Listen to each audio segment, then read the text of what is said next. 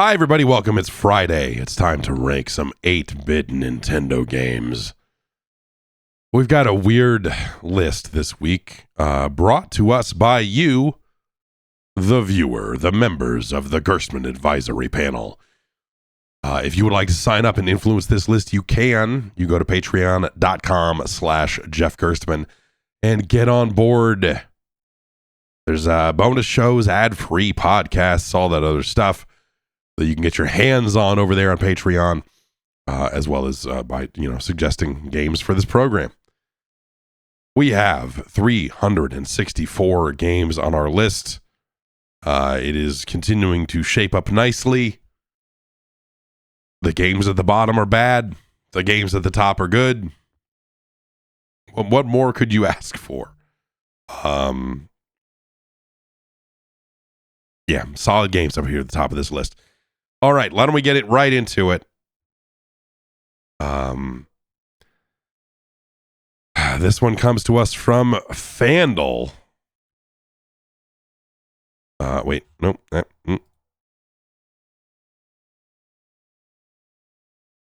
I'm pretty sure this game is unlicensed. Oh, no, wait. This is licensed. I see the Nintendo seal of quality right there. All right.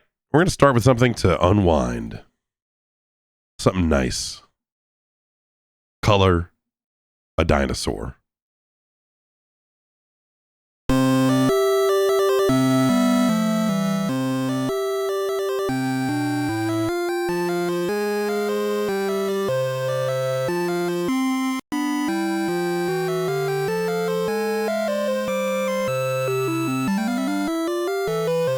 Great music.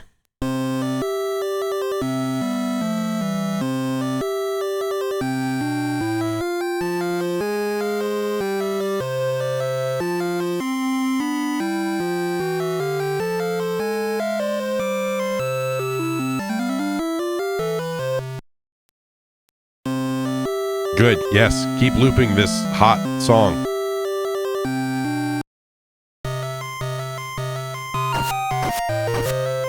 Oh, let's see. Which dinosaur should we color?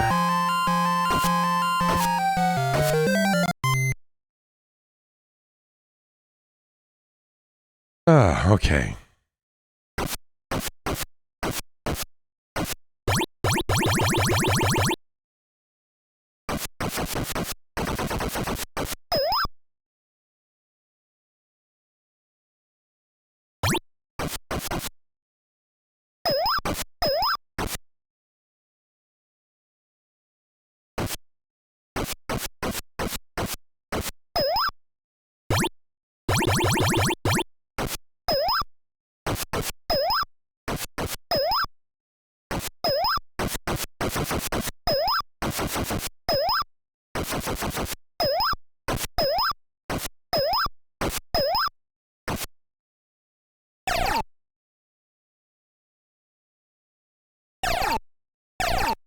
We can hit the select key to rotate the color palette.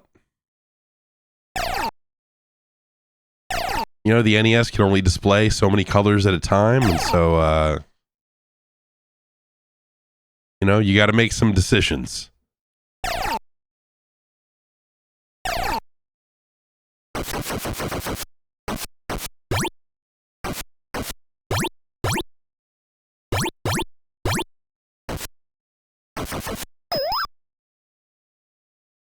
And it takes forever to color some of this stuff in.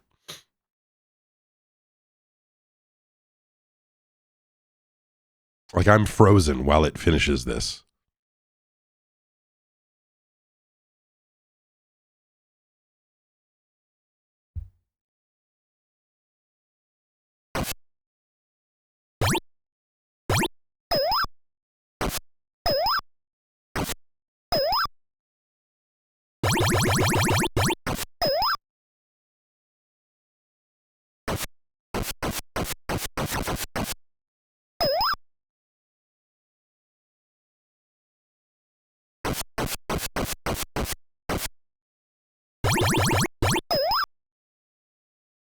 Completely frozen.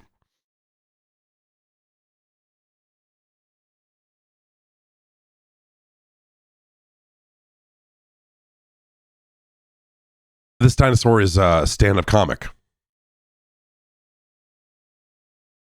Caught here mid-set.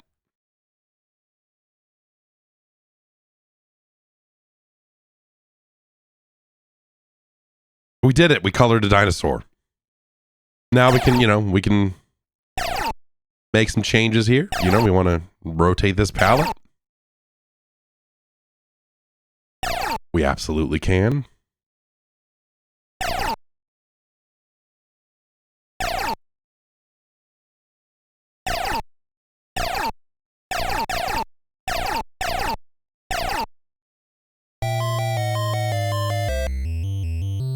Then we hit start, it plays a little tune, and we're brought back to the menu where we can color another dinosaur.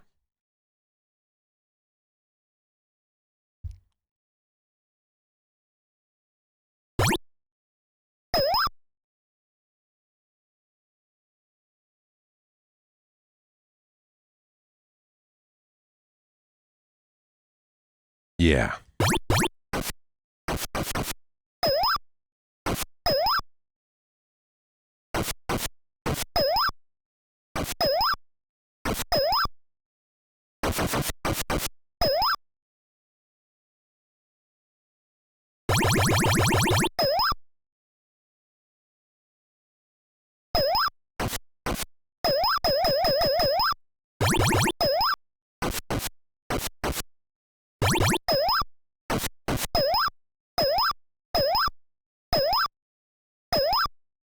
For some reason, it's making it difficult for me to...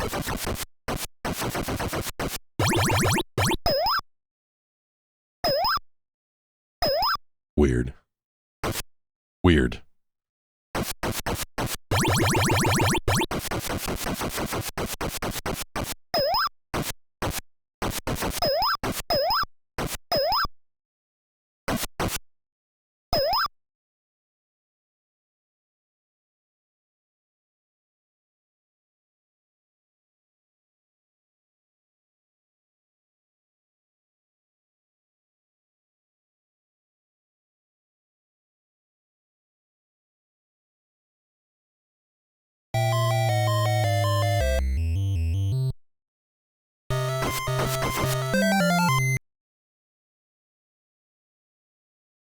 Now we're in manual mode,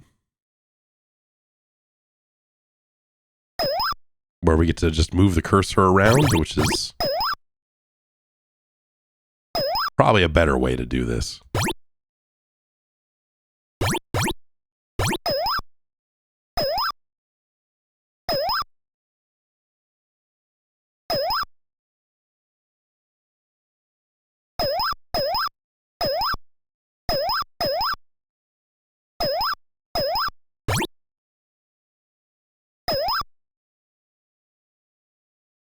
Yeah, this is looking good.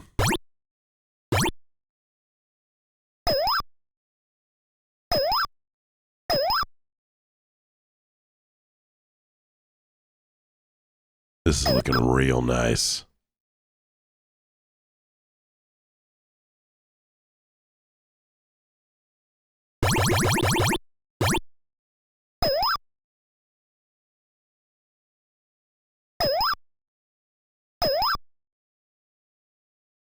Oh, but you miss on these teeth. Oh, yeah, see.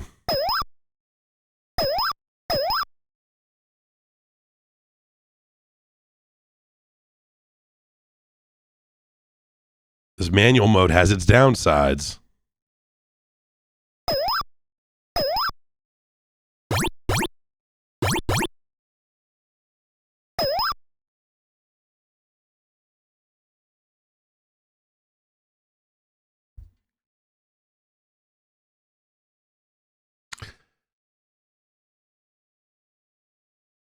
That's pretty much it. That's color a dinosaur.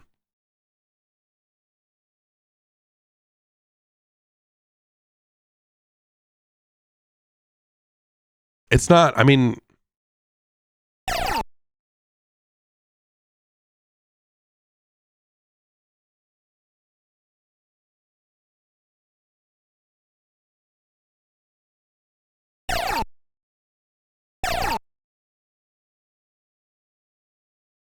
Yes.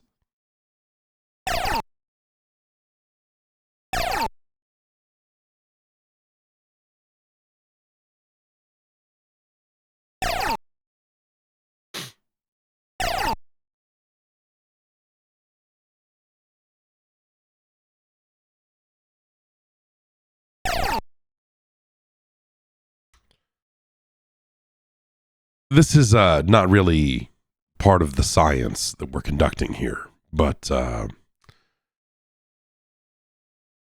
sometimes my kids ask to play a game, and they're a little bit more discerning now, but 6 months ago, a little less so. And my daughter, she'll find the analog pocket sometimes and just go like, I want to play this. I'm like, well, there's nothing, I don't.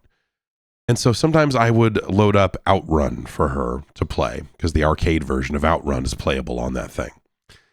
And she would not have a good time with it. She would, but she understands the core idea of a driving game. But one time I tried this. I was like, well, I don't know. Maybe you color a dinosaur. And she didn't want anything to do with this at all. She colored in a couple of things and then just set it down and walked away. I was like, yeah, all right. My son, who is, 2 years younger, he just turned 3. He got his hands on it and spent a little bit more time with it, but still was not interested. Not at all interested in Color a Dinosaur.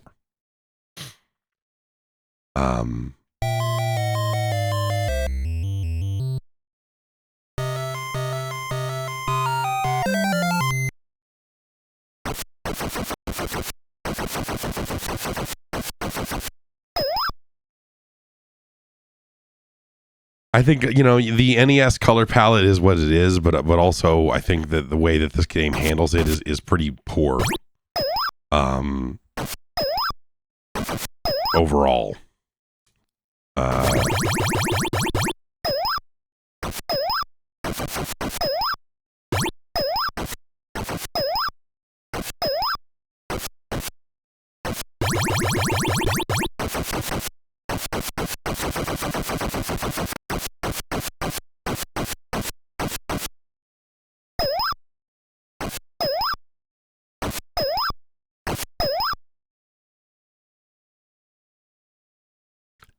And it's just, well, it does exactly what you think it, like do you want to color a dinosaur? You can. I feel like the only way that they would have fun with this, the only thing I could really get out of it is if I were to just like print this image out and give them actual crayons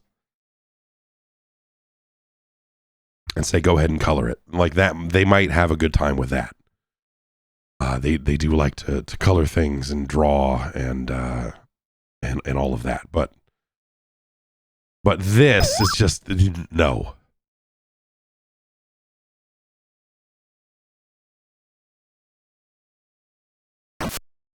This like weird, watching the tiles color in and all of that is really amazing.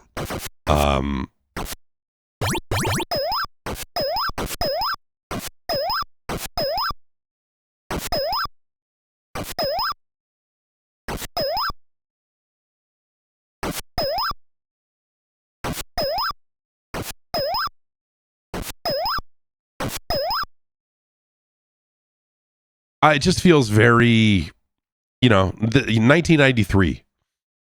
1993.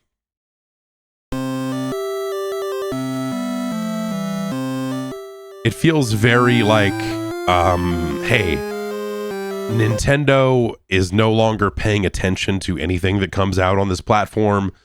The seal of quality has never meant less, and we can slide anything past them and they'll ship it. Music could be straight garbage. The images, like all of that stuff top to bottom could be,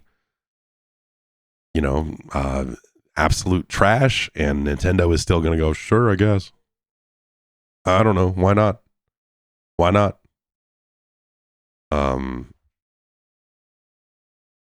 But it's bad. You could have a mode where you actually scribbled, like, right? I mean, you could, which the NES would, it's harder to handle some of that stuff with the nature of the way the NES handles color and all the other stuff. But this just feels, it feels unlicensed. It feels like homebrew. It feels like something that, someone coded as like a test of like, can I even make anything that loads on the NES at all? Look at that. Look at what I made, like it belongs next to Crazy Bus for the Genesis. It's maybe not as demo-y as Crazy Bus is, but you know what I mean.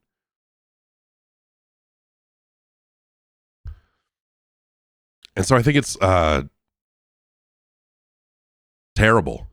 It's a pretty bad thing. Even though it's the thing as advertised. Like there's so little here. That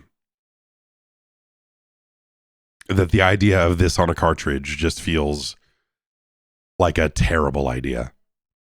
Or like a poorly executed idea that like it's a decent idea. But like just the execution on it is just like, why would you spend any time with this? And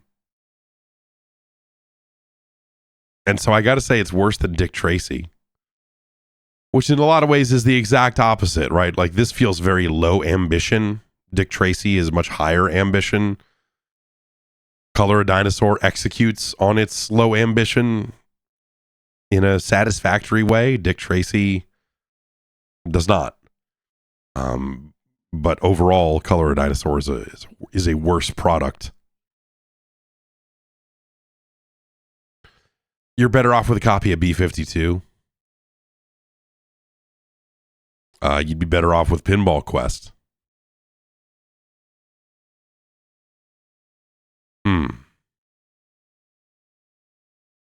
It's worse than Dig Dug 2.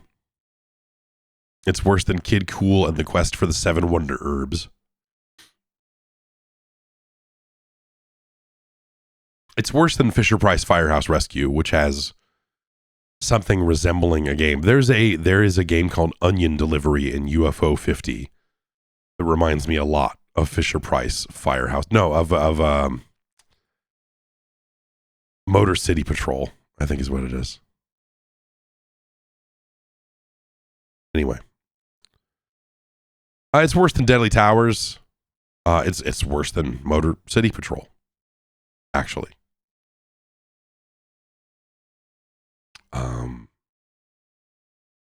You would be better off with a copy of Super Pitfall. Color a Dinosaur is worse than Quattro Adventure. It's worse than Chiller. Chiller at least has something going on, But I would Color a Dinosaur is better than the Blues Brothers.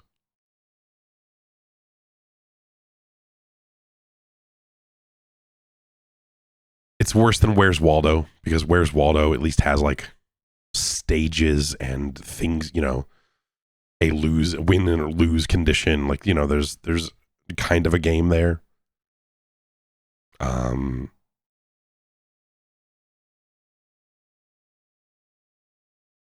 Color a Dinosaur is better than Dudes with Attitude. It is better than Power Punch 2.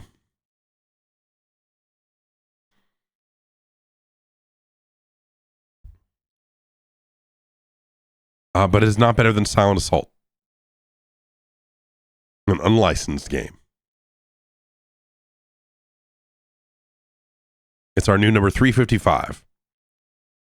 Congratulations to Color a Dinosaur.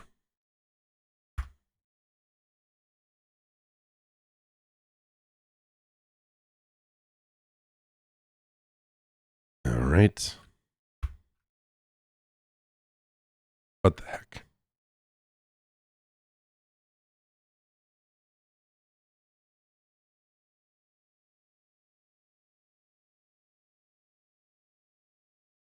There you have it. There you have it. We have colored a dinosaur. Thank God. I've been thinking about that game a lot in terms of this list and just like, yeah, I mean, eventually we are going to have to color a dinosaur. But yeah, my kids were very much not into color a dinosaur. My daughter recently had to draw things like her favorite toys, her favorite food. And when it came time to draw her favorite toy, she drew a Nintendo Switch. And she said, I like video games. And I was like, this is wonderful. But also,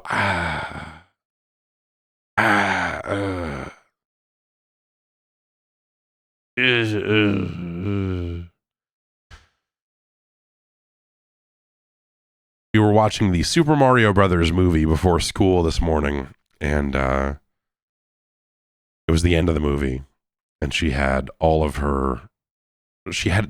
questions about how the star worked, because at the end of the spoilers for the Super Mario Brothers movie, they get a star and they become invincible, and then they beat Bowser. And they get the star, and she's trying to figure out. She's asking, like, "What is that? How does the star work?" I was like, "Well, it's magic. I mean, it makes you invincible. It makes it so." She's like, "Well, what's invincible? What is that?" And I was like, "Okay, well, that means you're impervious. Nothing can stop you. You're unstoppable. You feel no pain."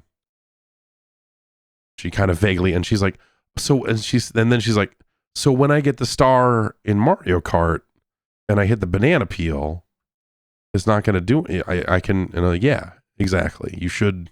And like, I don't remember enough about Mario Kart to know. I'm like, yes, that should logically, I would think that yes, that's how that would work. She's like, "Okay," and then she got up and ran away. I'm like, all right. Next up, this is a holdover from last week. Tim wants to see it. This is also licensed. The name of this game has a real unlicensed feel to it, but it's Supercars from Electro Brain.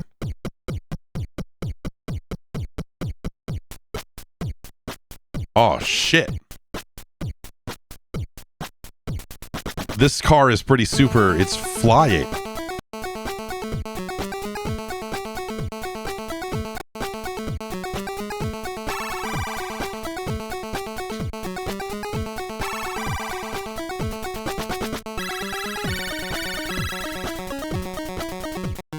From your friends at Gremlin Graphics.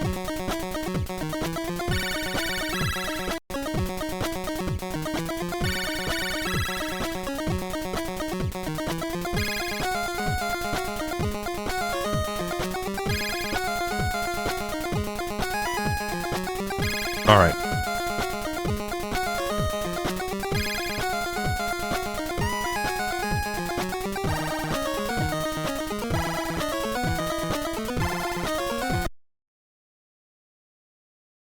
Enter color code for a higher class. This is my nightmare password system. I'd rather have like arrows pointing in the directions or something like that.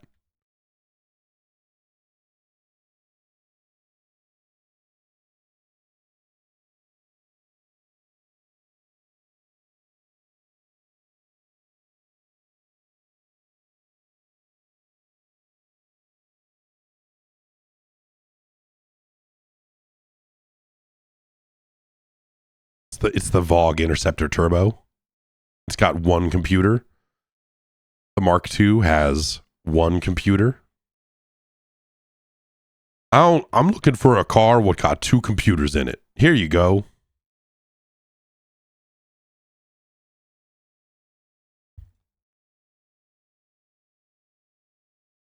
This one's got 0 computers. How many computers do you want? 0, 1, or 2? That's the only decision. When I go to buy a car and the dealer walks up to me on the lot and goes, "Hey," I go, "Stop talking. Show me the car that has the most computers." And then he knows that I mean business. Switches off the sales. He's like, "Okay, you know what's up. I'm going to show you the good cars with the computers." What the fuck am I looking at, man? Okay, well, I don't have enough money for any of that.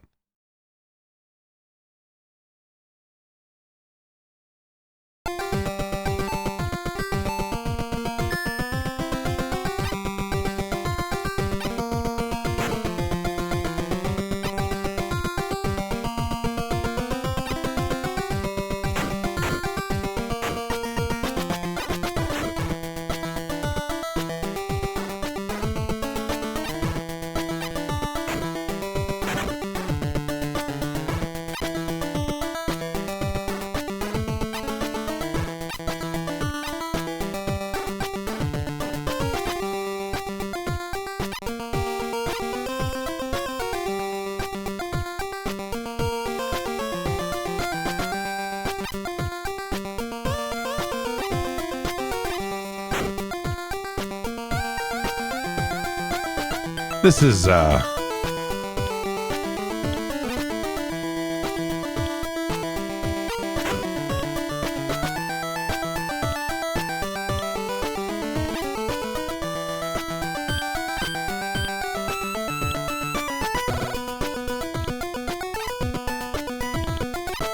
bet the ZX Spectrum version of this game. I bet the version for the Specky is a real head turner.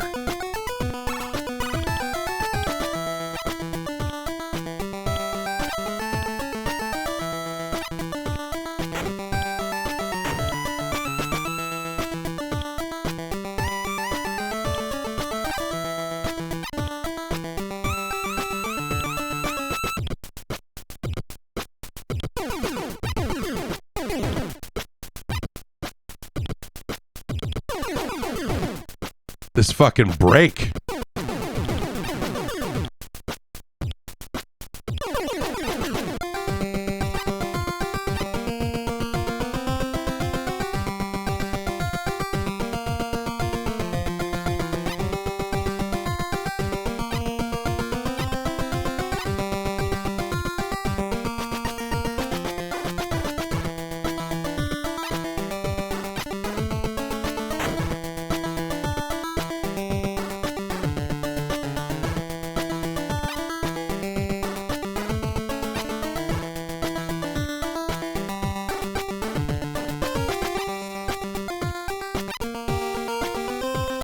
These races are way too long.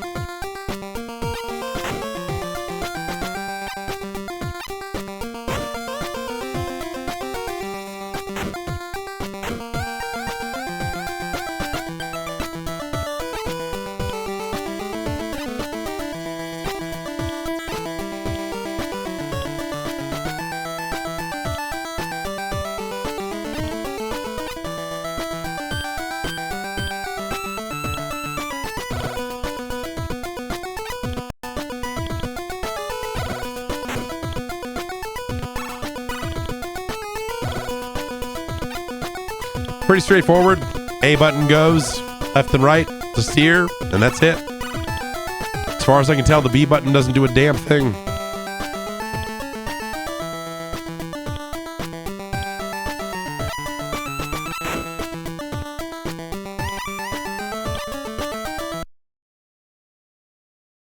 Results to follow.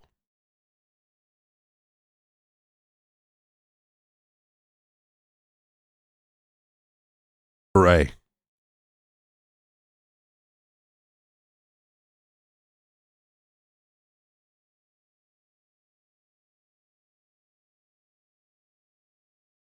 Well, I've got a little bit more money, but still not enough for any of this stuff. I don't know anything. Okay, maybe the garage will.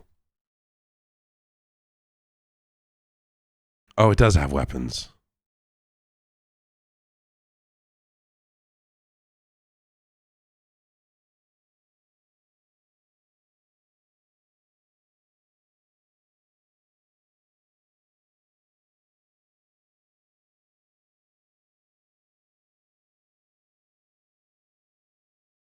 And you have to pay for repairs.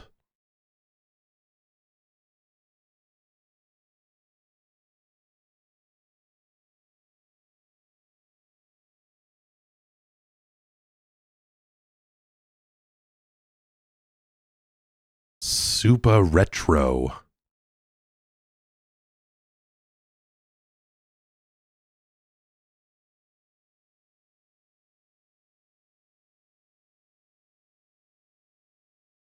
All right, let's get a high-speed kit.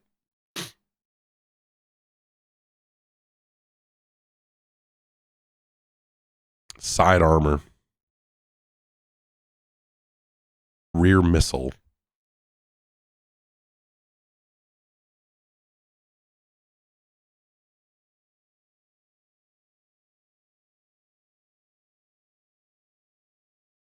No. Sorry.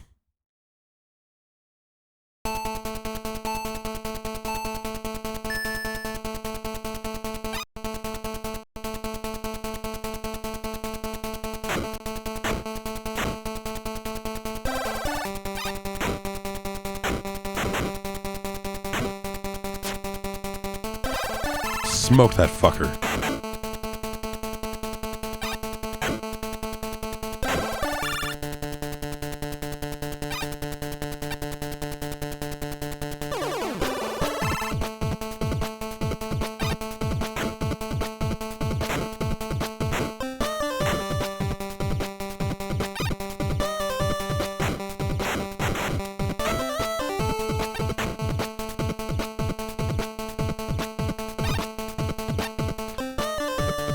This music is nasty.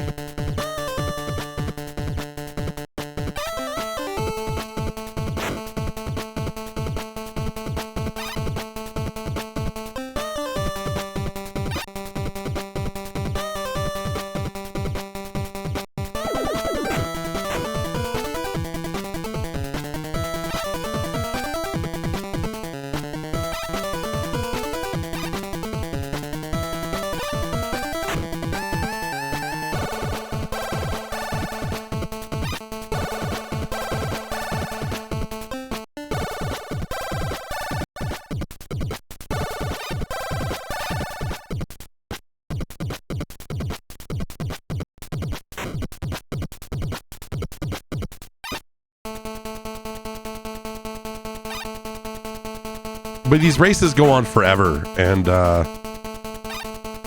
don't know, so far, not a ton of competition.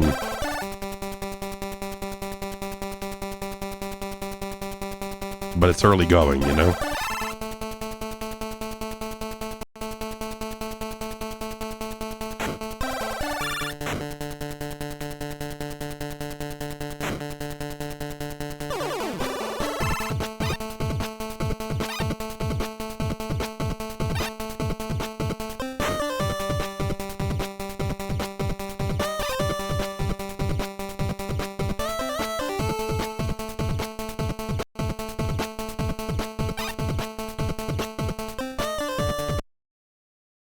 Results to follow.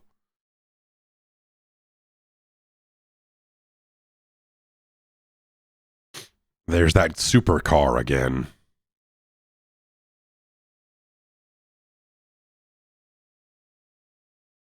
Okay, I guess we gotta go fix our car some more, huh?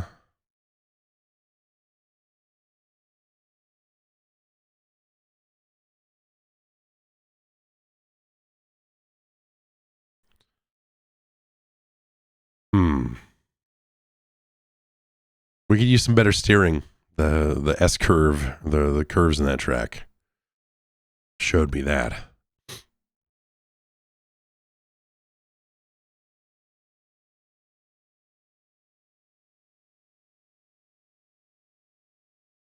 Yeah, maybe we'll get one more rear missile just, for fun.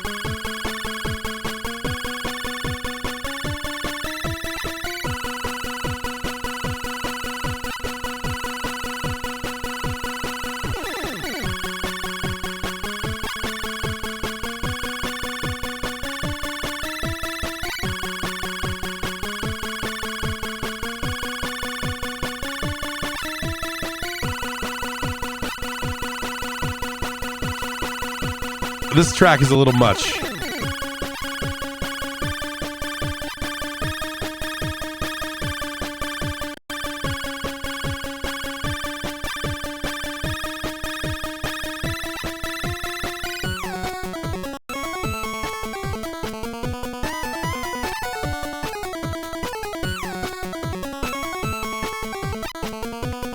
It's very funny to have this like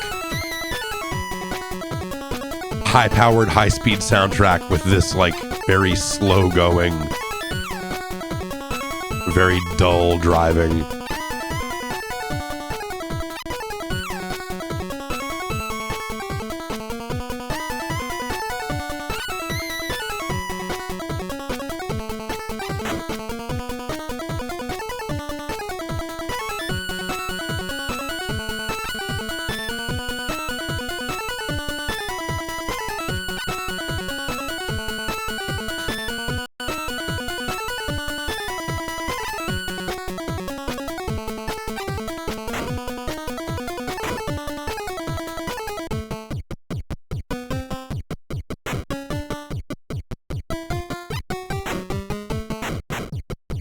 Maybe I should get a front missile next time.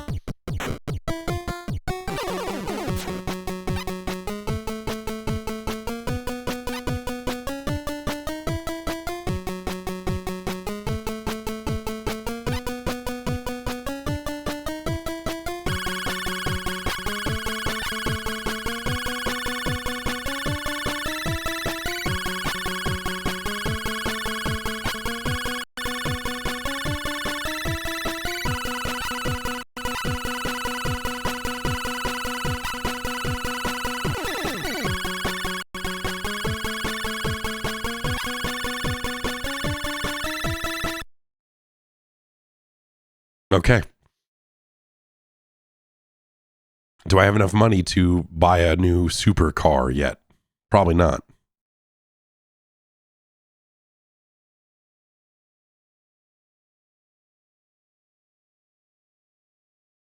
I could buy the Tarago Neo Rotor 1600.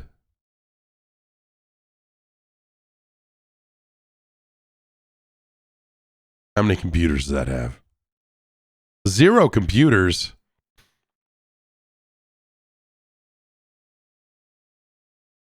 What car do I have now? Like, what am I upgrading from? What are the stats on my current vehicle? I don't even know.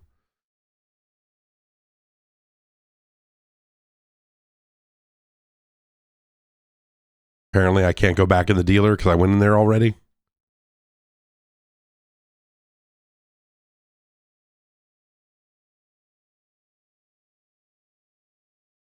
Great. Great. Yep. Well, I guess we're sticking with this car then.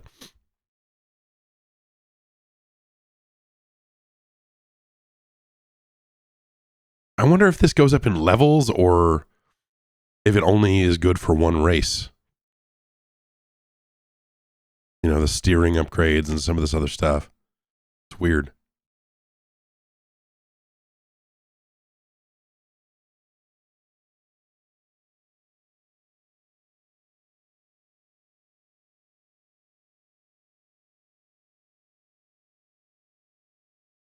do one more track.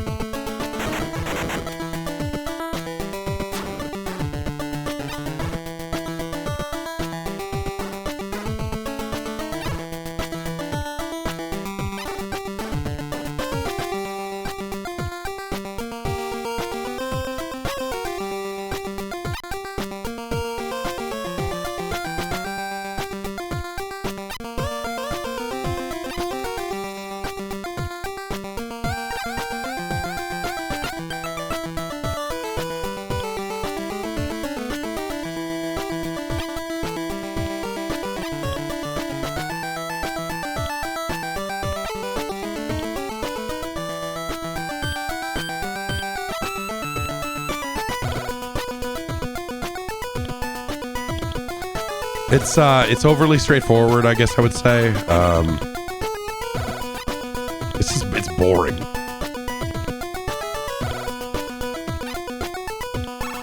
In a world where RC Pro-Am exists, you know?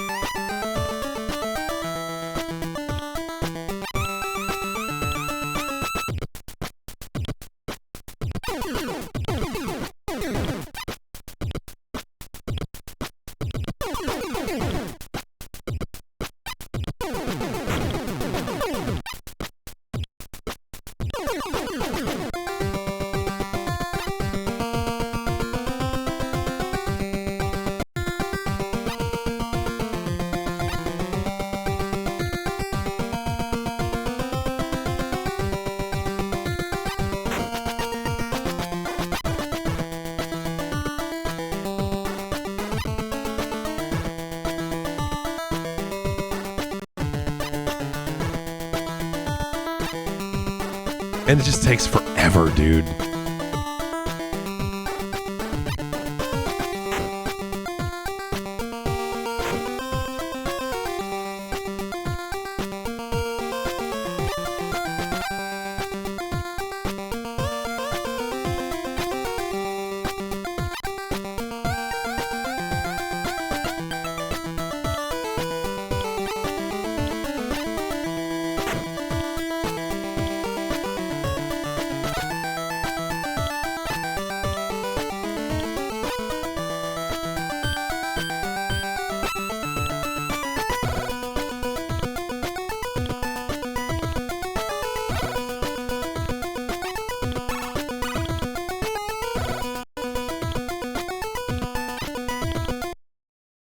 Hooray.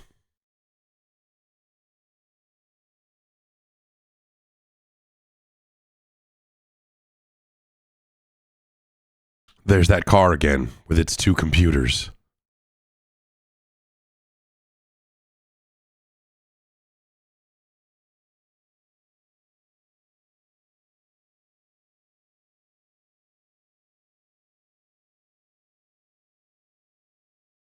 Wait, you'll give me $25,000 for my old car. Does that mean I'm buying the same car I already have?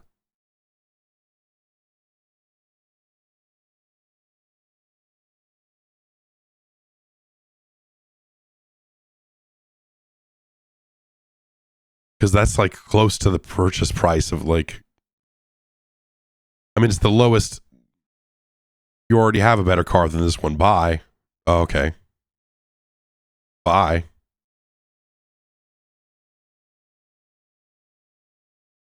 Sure.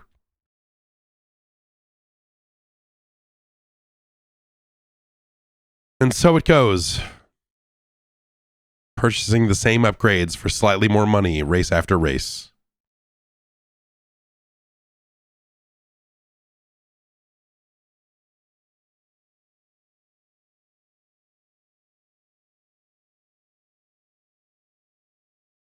In a game that was probably better on a computer somewhere.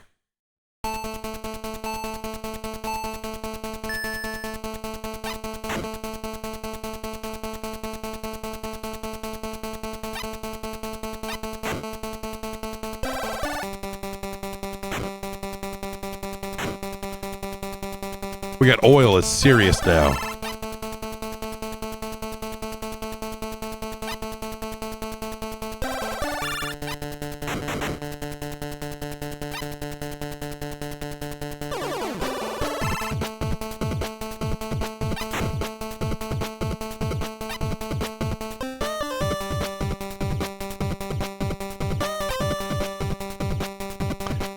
This isn't, I mean, whatever. This is not like a terrible game. It's just, it's so flat.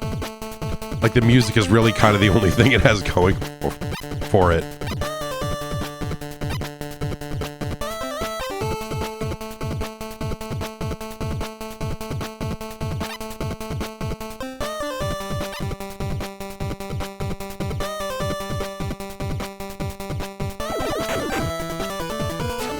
Oh no. We missed with our one front missile.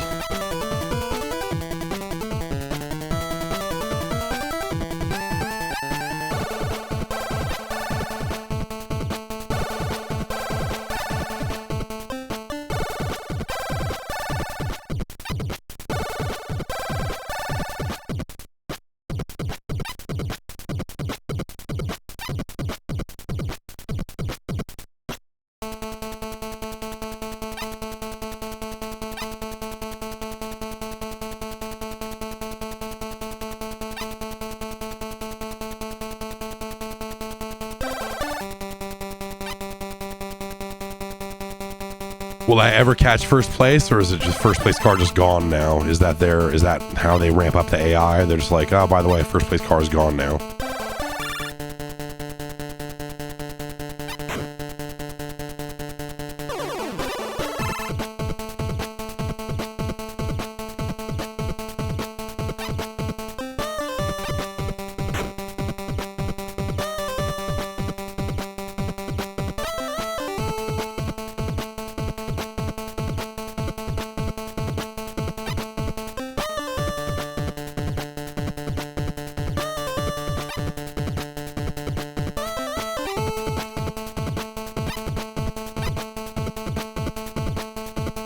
Let's finish this race.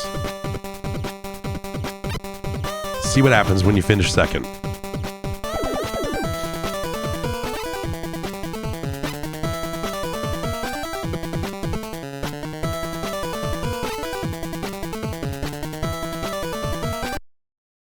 Results to follow.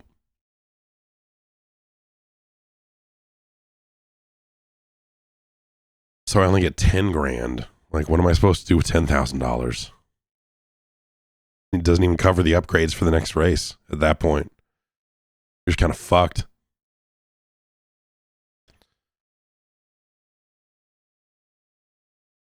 Does this have a 2-player mode or anything like that? Was there? No, that's it. Okay. All right. Okay, supercars.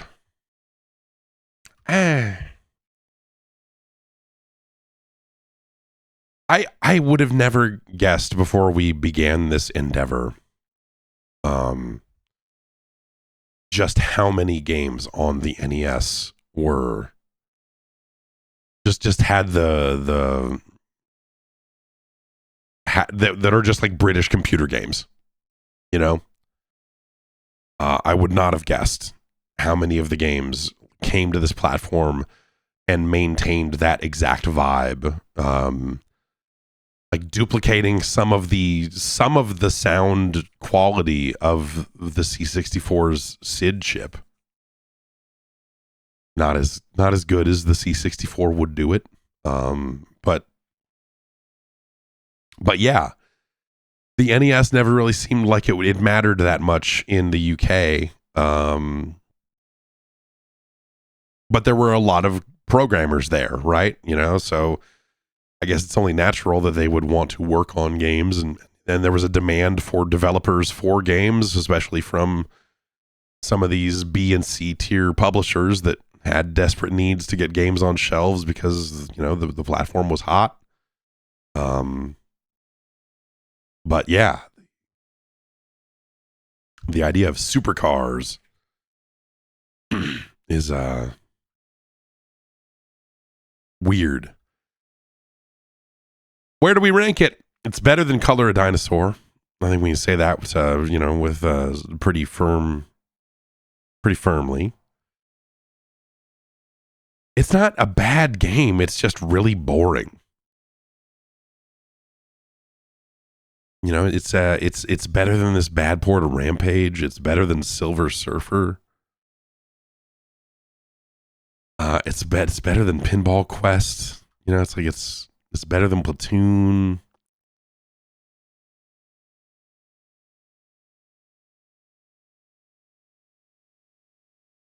Right? Yeah, I mean, it's better than RoboCop 2. It's better than Total Recall. It's better than Platoon. It's better than Godzilla.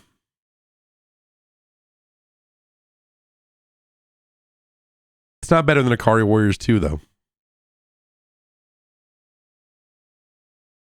And it's not better than Mickey Mouse Capade or Indiana Jones. Yeah, this is our new number 277.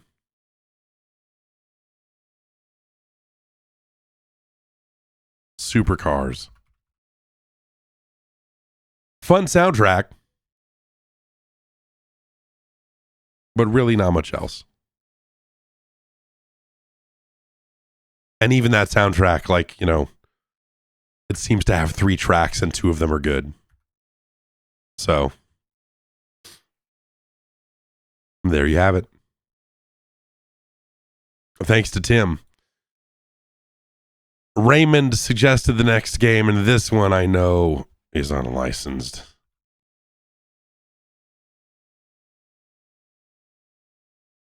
And it looks, well, we'll see. This one's called Raid 2020. Winners Fight Drugs.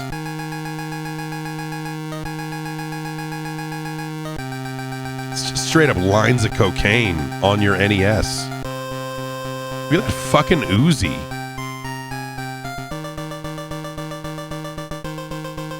And pills. I know whenever I was buying illegal street drugs in the 80s, they always came in pill bottles with skulls and crossbones on them to let you know, this shit will kill you.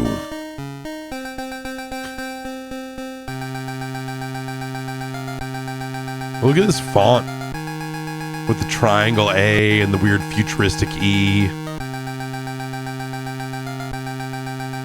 This is what it was like in 2020. A plague of narcotics, transcending the bounds of race. Wait.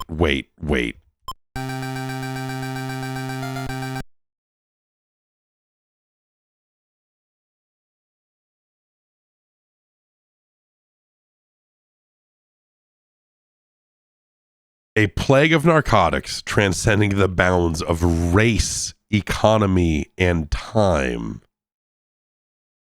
have put a stranglehold on America. You must destroy Pitbull, the drug kingpin who's become the overlord of this sinister empire. You, Shadow, are the last hope. Dale.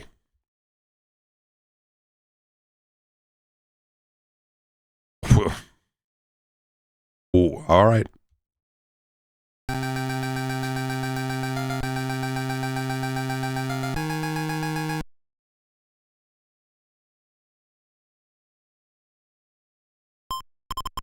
There he is, the Shadow. The Shadow knows. Straight out of a radio play here in the year 2020. Oh, fuck.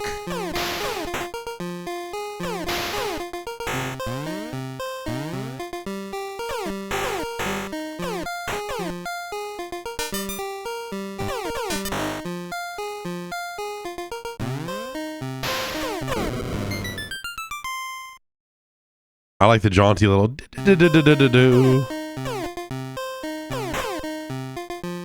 That bug was conspiring to sell drugs.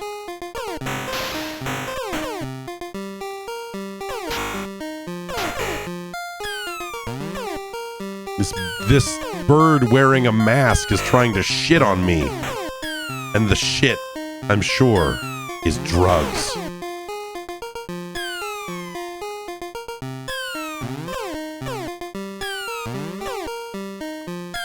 A dirty bird indeed. This, I don't know if this is surprising or not, but this control. Oh, there was a jetpack in here.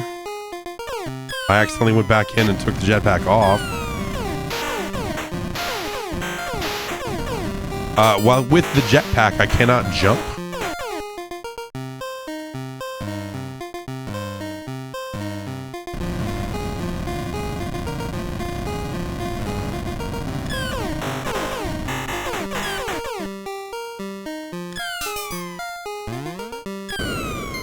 Maybe the jetpack would let me hover over that. Oh, I bet I could go through the door. What is this, like the Santa Monica Pier?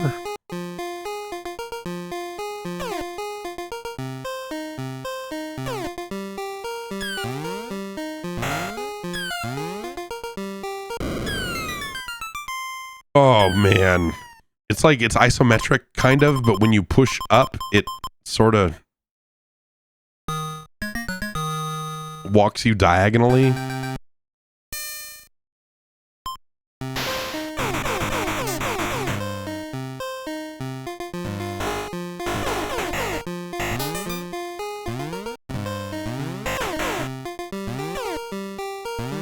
There's a gun up there, but I can't get it. Maybe if I had a jetpack, you know? I like that the gun changes direction depending on where.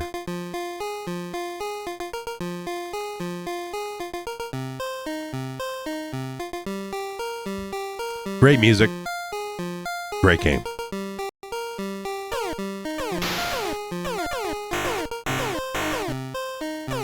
A to shoot, B to jump. Good choices all around.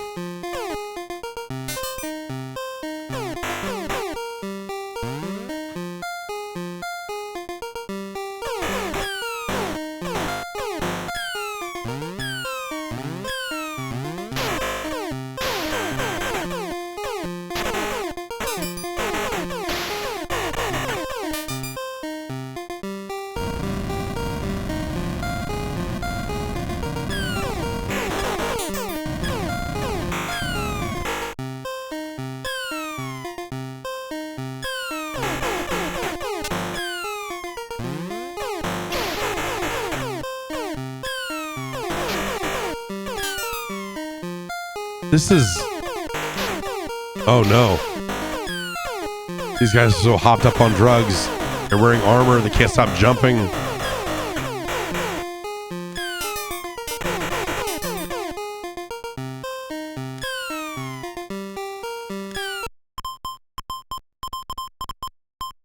The pier is still infested with dealers. Go save our pier. What?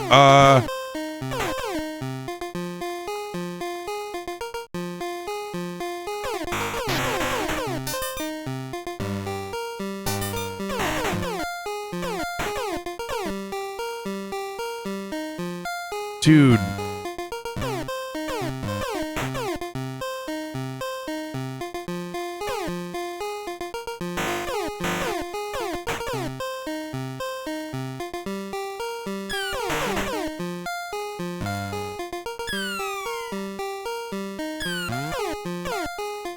Do I have to kill everything? Do I have to kill everything?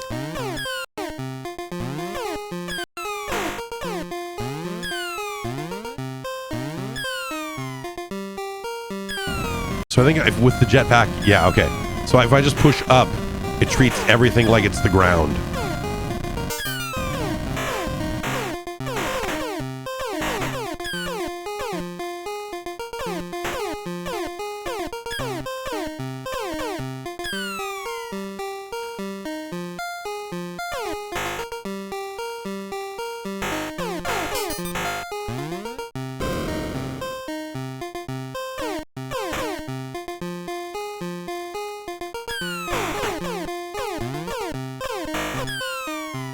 Look at this.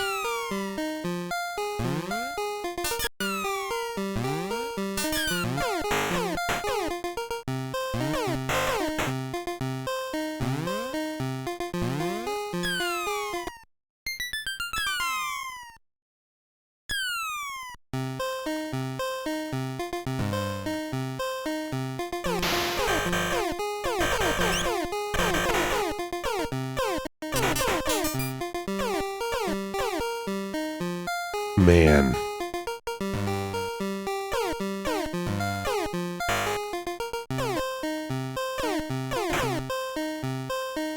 What the? Oh, man.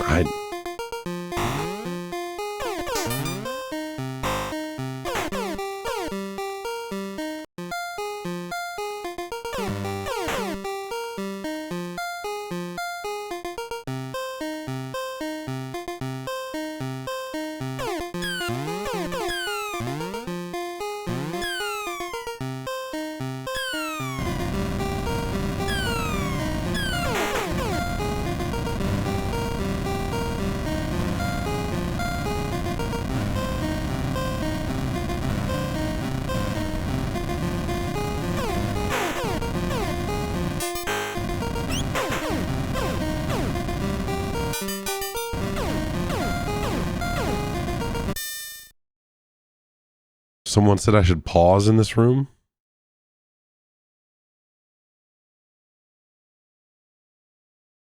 But I don't know.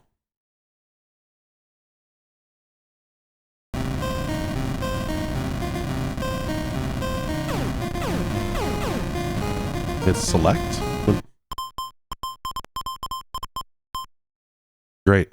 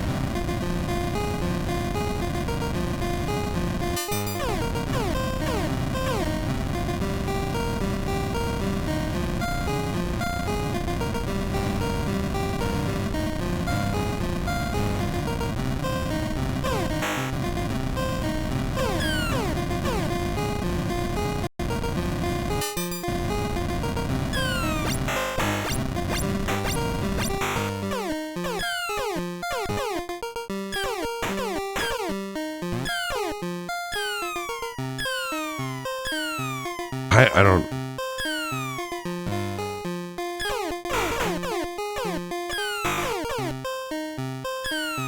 If I push up, it just makes me walk backwards. That's cool.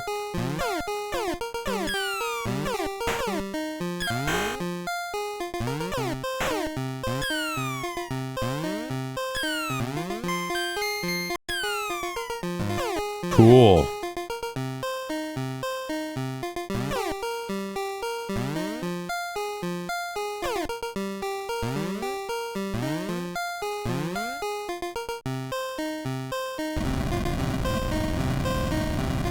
This is like an indecipherable mat. Like this is, I'm amazed. I'm at a loss for fucking words, man. This is.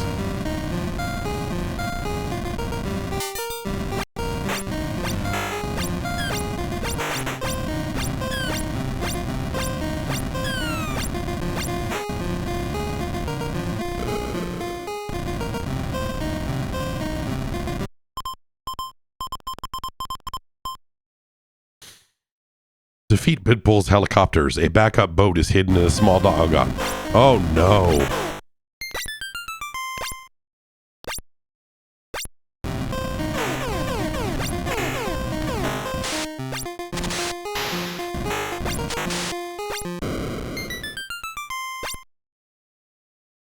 Oh no.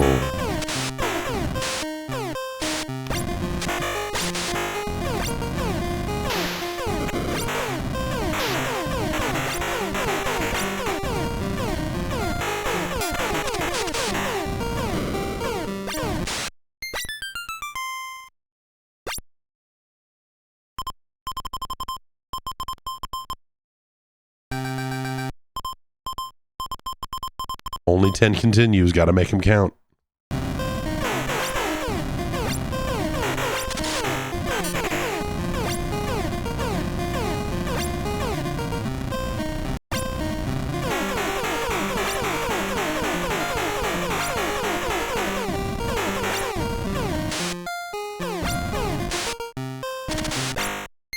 Good.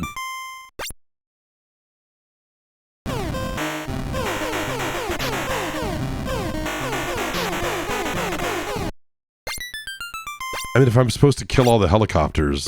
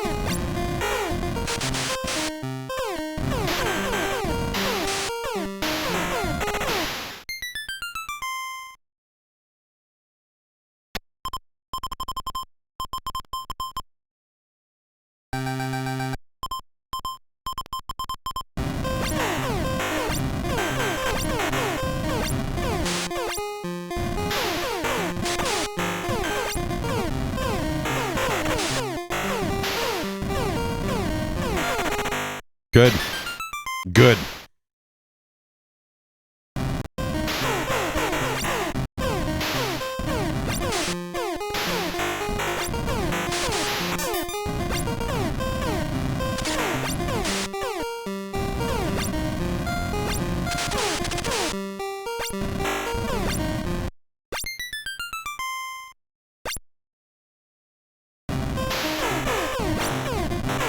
This makes the first level look like competent by comparison. It's scary.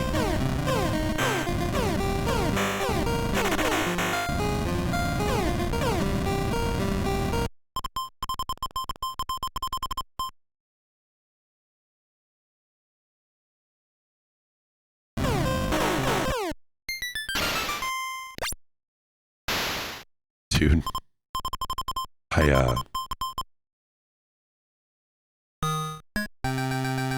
I need to safeguard the swamp.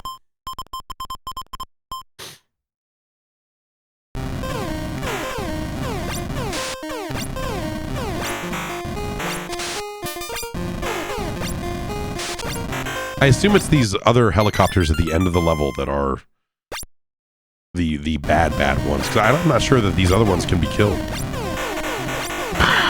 Well, there we go.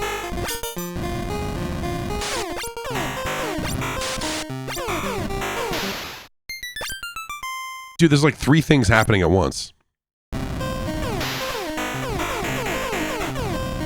And you have no hope of like stopping and getting shots on these helicopters while your just health is getting whittled away by a shark and 2 other things that are shooting at you. It's really good. Good. Let's try and get the... Let's try... This is about boat hidden in the small dock, so let's...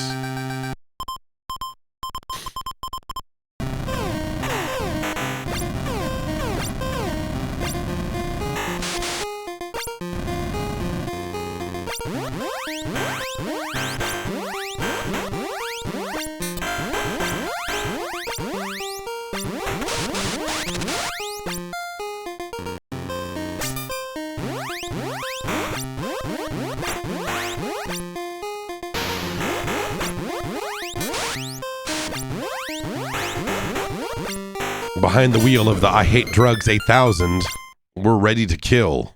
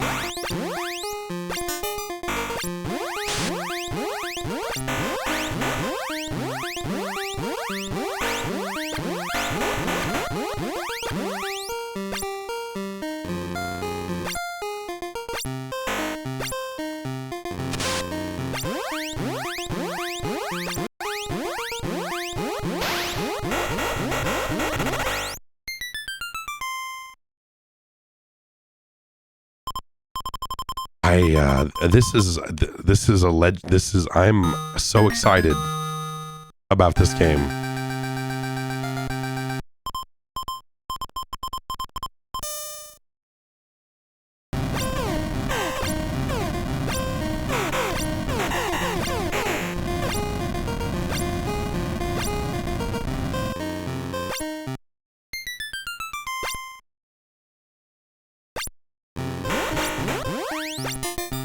It's so bad. I just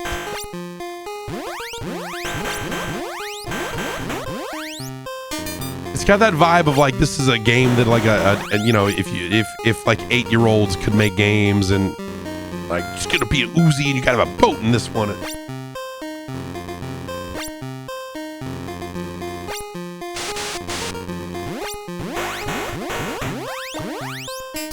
But like the on-screen action is like the look of this screen is so barely decipherable.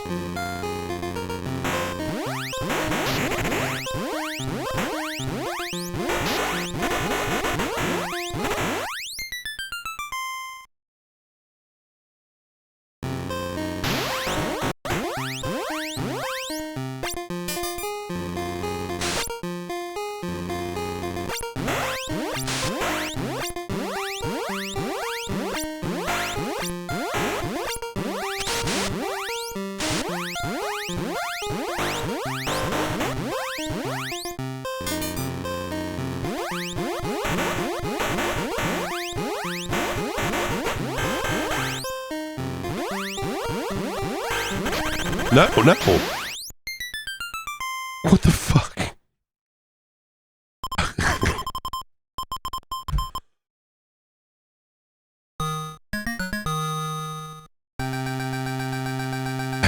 It's really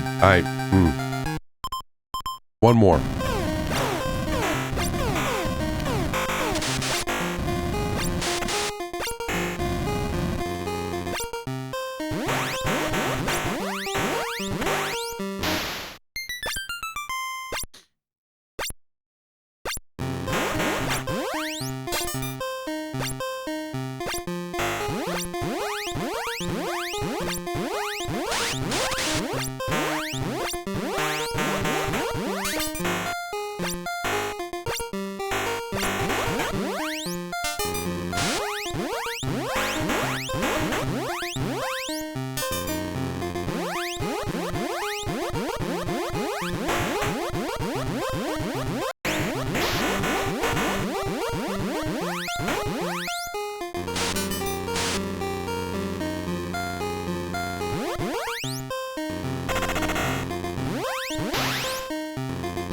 Oh, there's fucking 3 of them. I have not safeguarded the swamp.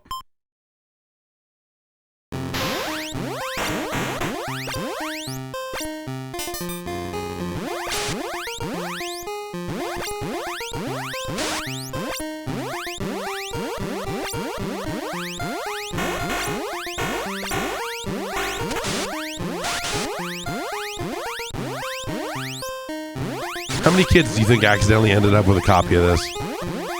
Like, had to play it?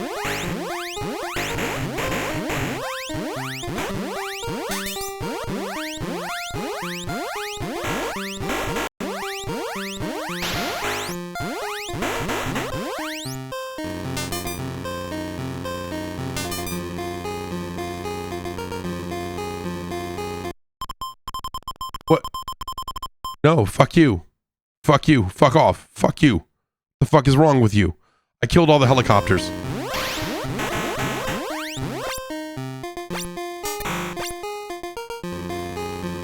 I seized drugs when I could. Which is to say, once.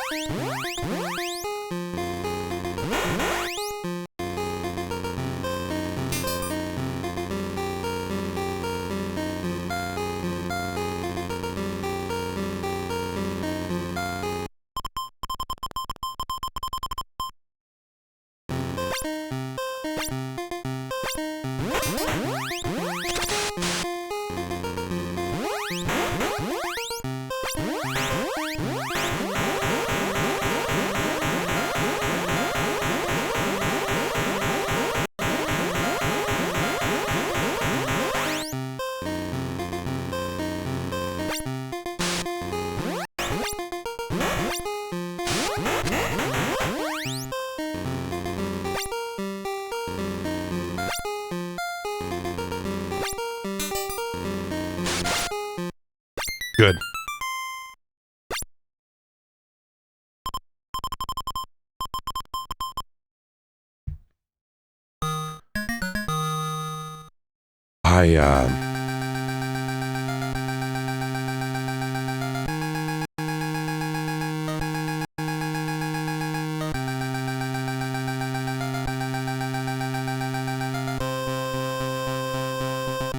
It's really a mind-blowing, like really just a... This is exactly the game you think of when you think of, you know, unlicensed video games. It's just like, look at this fucking gun and these lines of fucking coke, and then the game is just the fucking worst dog shit fucking mess imaginable. Holy shit.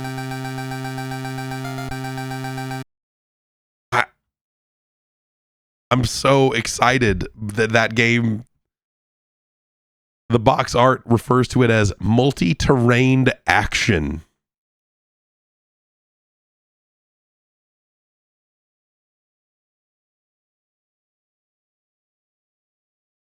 Fuck. I'm like amazed. Like this, it's an amazing video game. It's perfect. But scientifically speaking,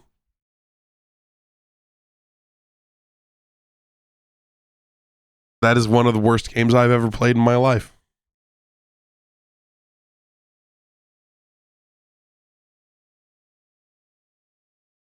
But it's art. Like people should know about it. People should know about Raid 2020. People should fucking see this fucking thing.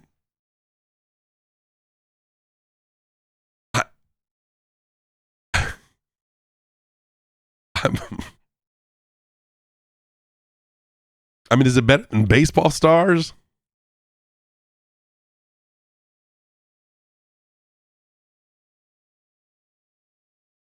No. No.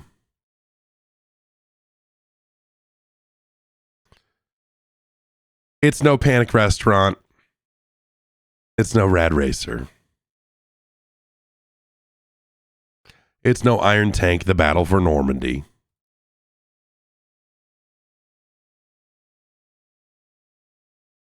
Now you'd be better off with a copy of Gyromite.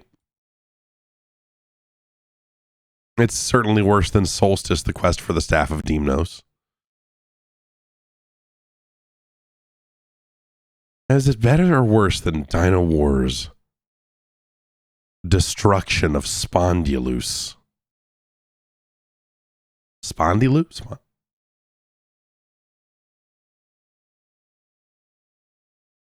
It's worse than Dino Wars. So the drug wars were very dangerous in their own way. I mean, you know, the Dino Wars, very dangerous. It resulted in the destruction of Spondylus. It's not as good as Micro Machines. It's no Milan's Secret Castle. That's a better game. Eliminator Boat Duel has way better boating.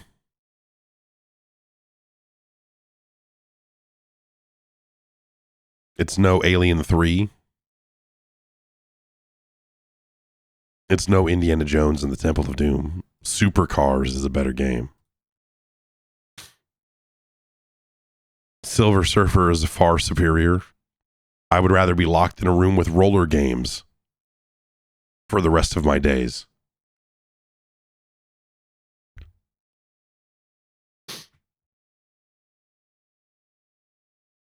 Like words, it's difficult to express precisely how bad Raid 2020 is. It's really, it's like, it's shocking. It's shocking. It's awful in the way of just like, you need to show it to people. Like you have to see this fucking thing. Just the like, hey, you got, you know, the idea that you can get to the end of a level and it's like, nope, you didn't do the thing good enough. is amazing.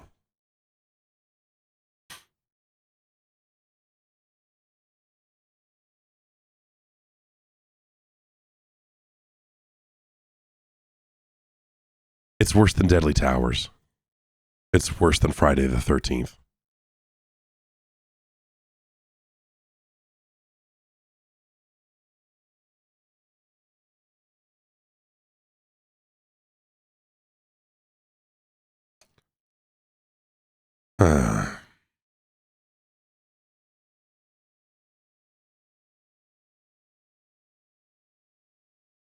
It's such a mess to move, and just every part of it.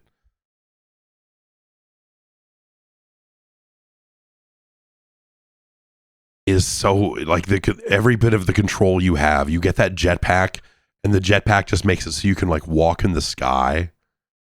Like you just keep pushing up, and he just keeps going up. It's fucking amazing.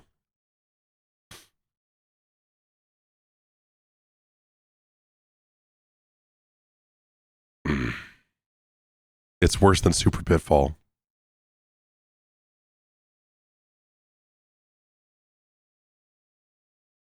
It's worse than Major League Baseball. It's worse than Back to the Future.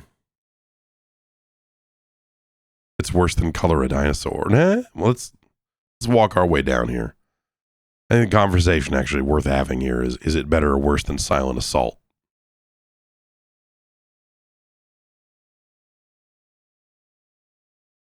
Silent Assault is playable by comparison.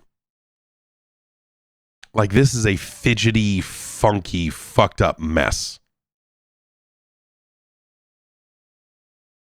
Like, this is just a weird spasm. There's something like it's a frightening.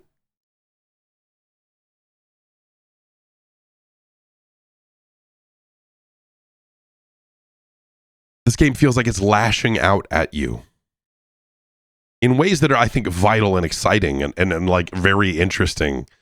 But like scientifically speaking, it's way worse than Silent Assault. This is worse than the Blues Brothers. It is worse than Athena.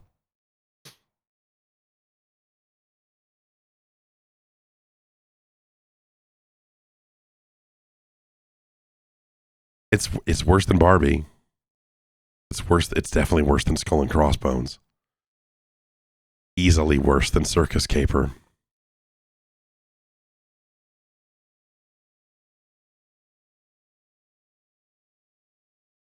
Robo Demons is a more playable game.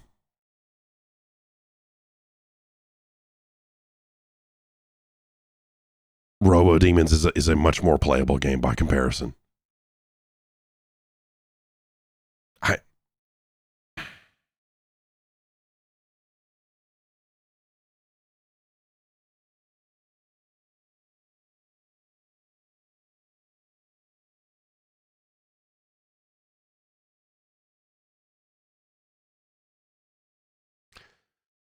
It's worse than the X-Men.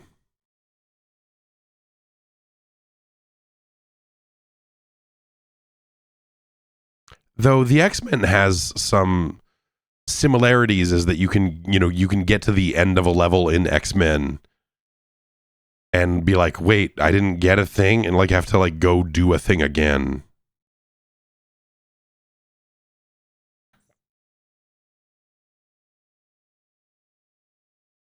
Like there's something similar there. But this is worse.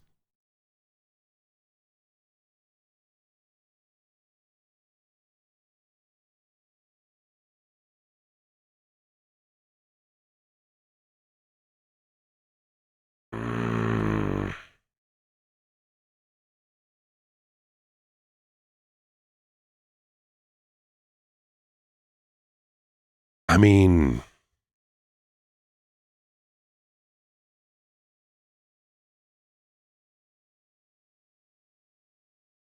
Operation Secret Storm. at least has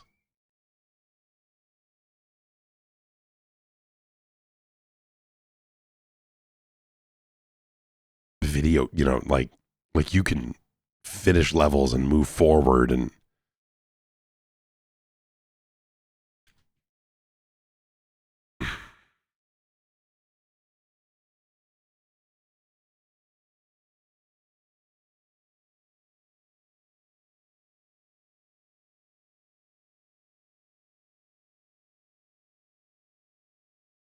everything about this game controls so poorly.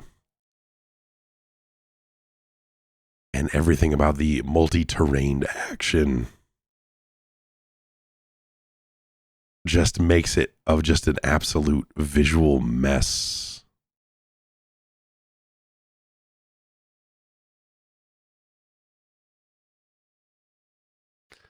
This is a really close one. This is a really close one.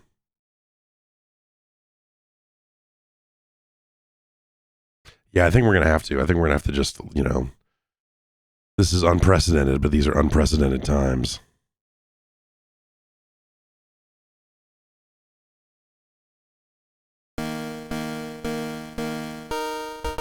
This is already way better than anything in that game.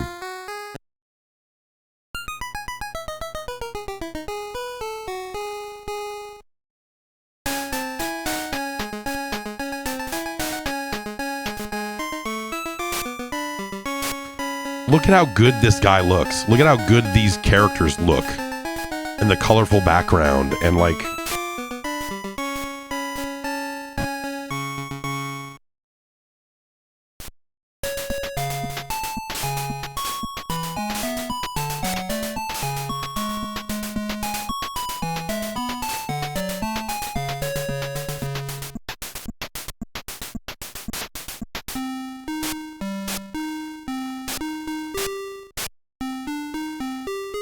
This is a way better video game than Raid 2020. Like,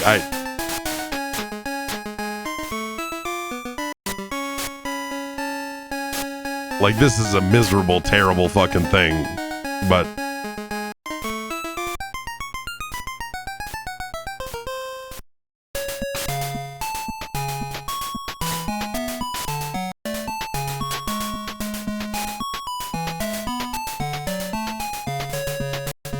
when they made this racism game,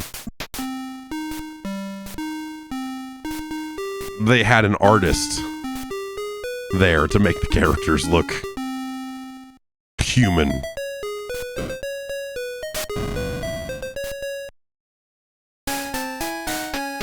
With the possible exception of this bird.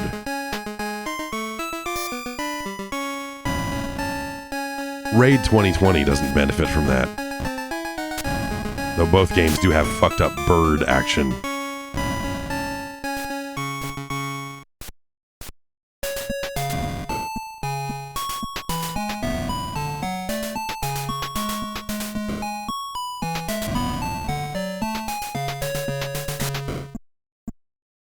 All right, I've seen enough.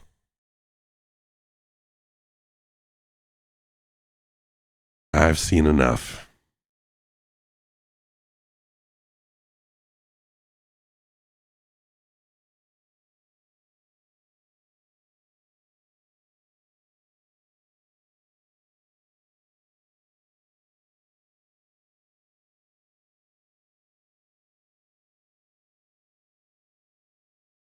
Raid 2020 is our new number 367.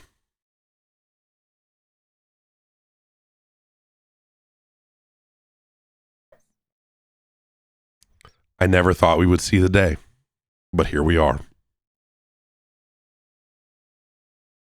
I feel so alive.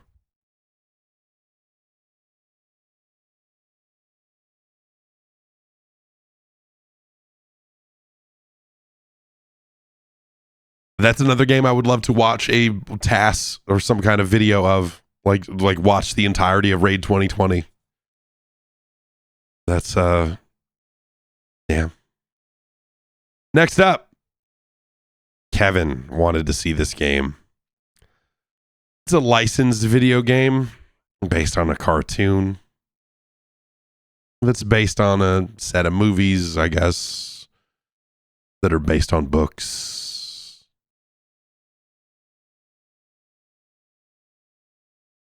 It's James Bond Jr. Another British game, I can tell you right now. The font and the music gives it away. From your friends at Toy Headquarters and Dan Jack. But who did the development? Are you going to tell us, or is that a secret?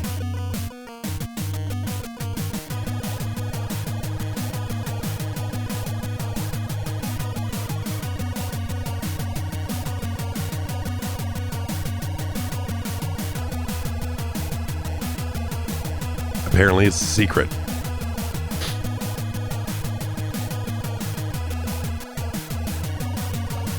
We're going to go with music and sound effects.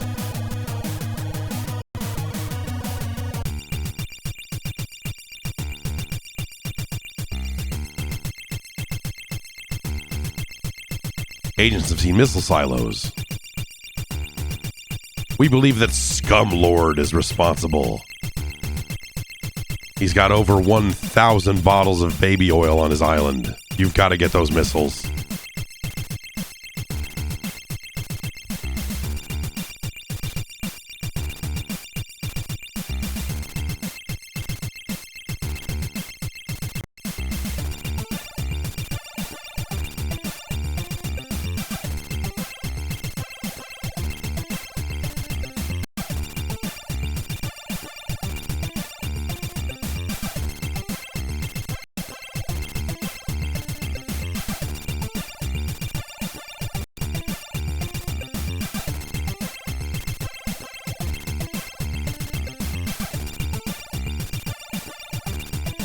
Very long intro.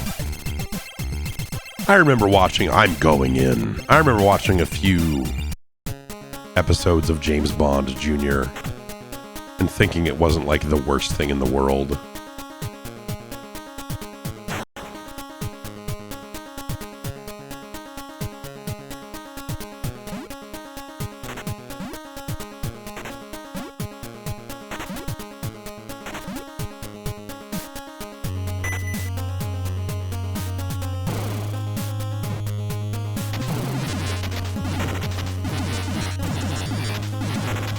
Landed into a boss fight, I guess.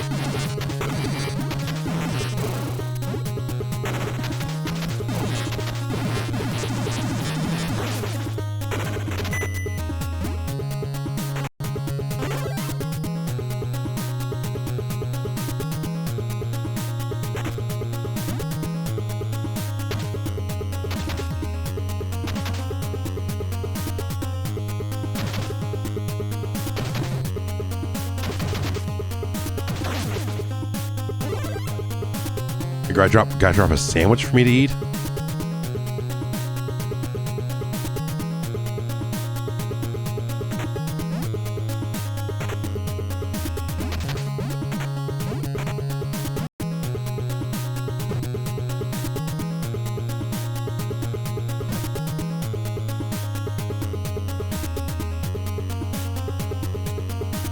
Oh, this is fun. Oh, that's okay. Yeah.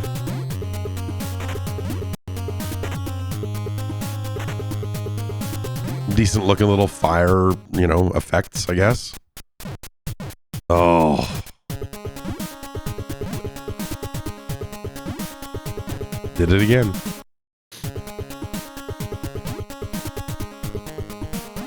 Oh, fuck. Oh, yeah. Let's turn the other way.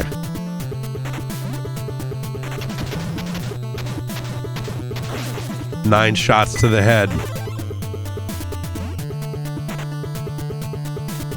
This is the slowest ladder climb in the history of video games.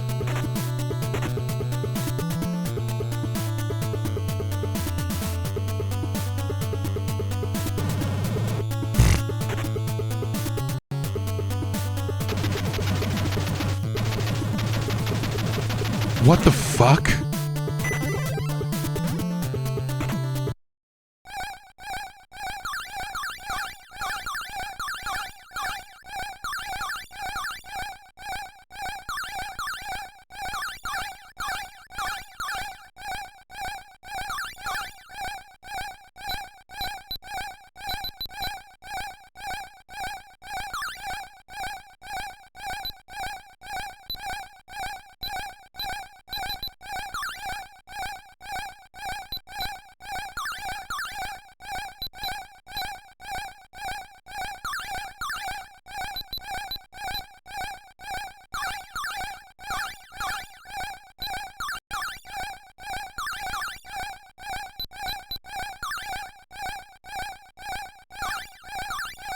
Oh, I hate this. This was probably a lot easier before I hit a bunch of random buttons while I was trying to figure out the controls, huh?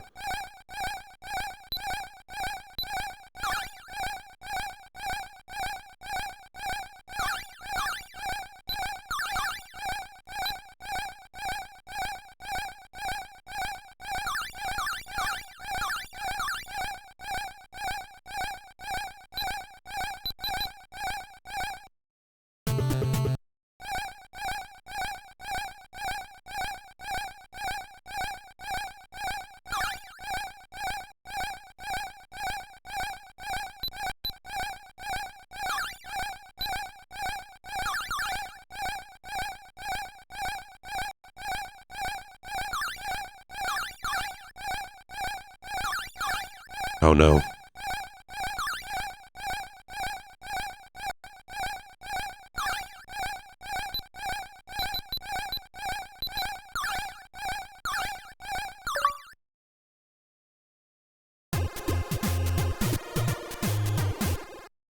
Oh.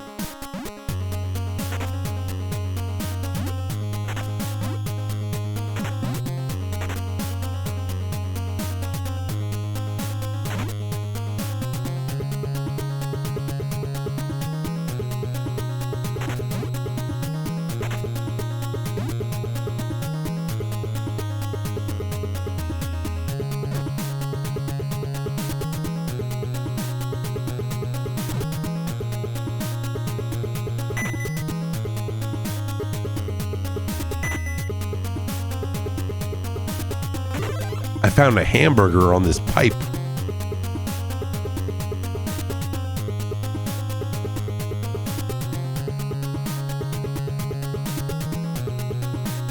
Is Twitch chat dead? It has not moved. Or maybe people are just too mesmerized.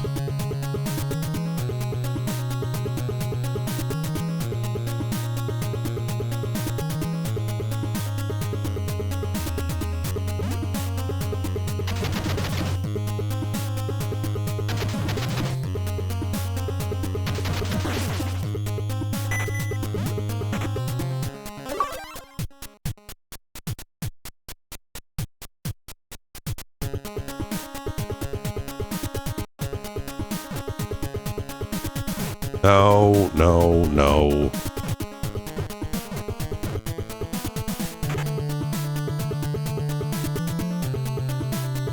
Yeah, it seems like I maybe have become... Okay, now it says it's reconnecting to Twitch chat, so...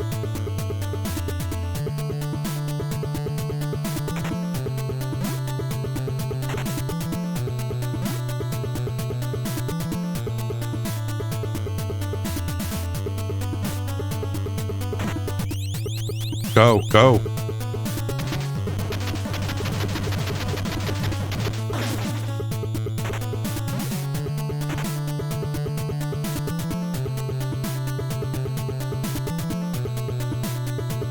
This guy just hanging out, lighting off firecrackers. Like that scene in Boogie Nights. You guys want to play some baseball?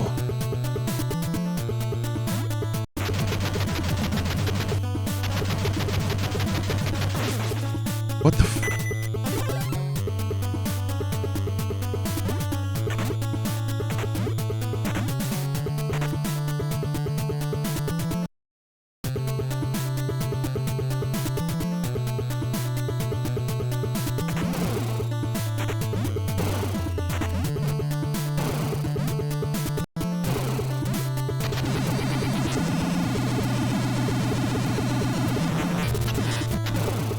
Out of bullets.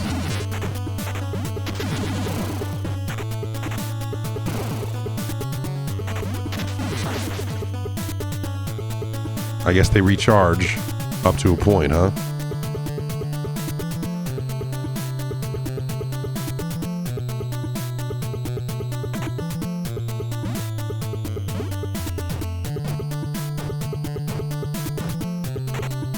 It's fine.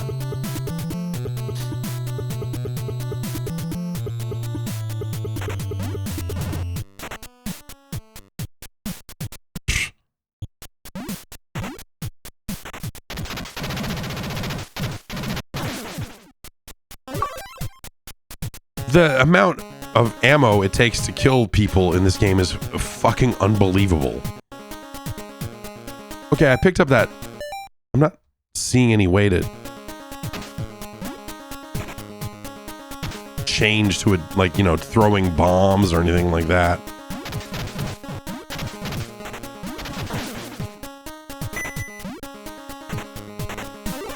$99 bullets.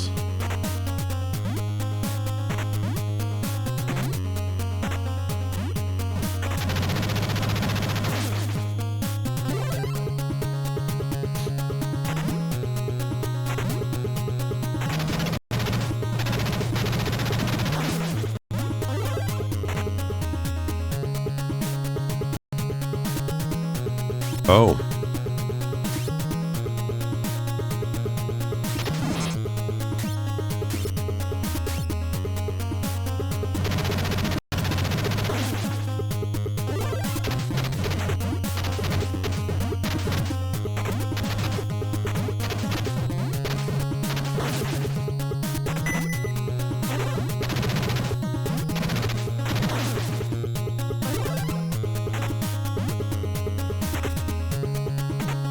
What? No, what? Okay, sure. Hidden passage, I guess, right?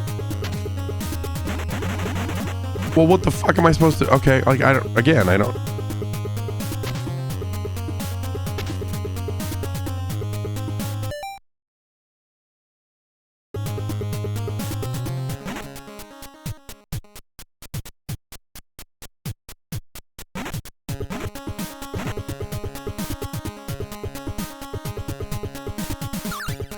There we go.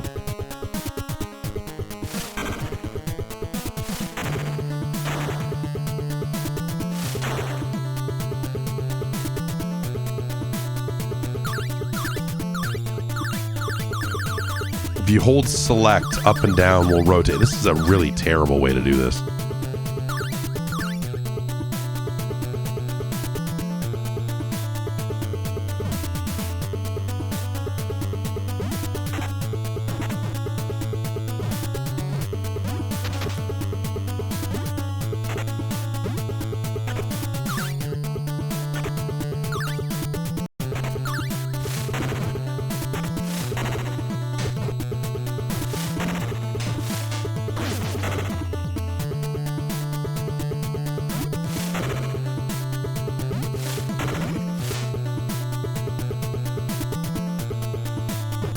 Okay, that's not even a computer I can access. So, I'm wasting my fucking time.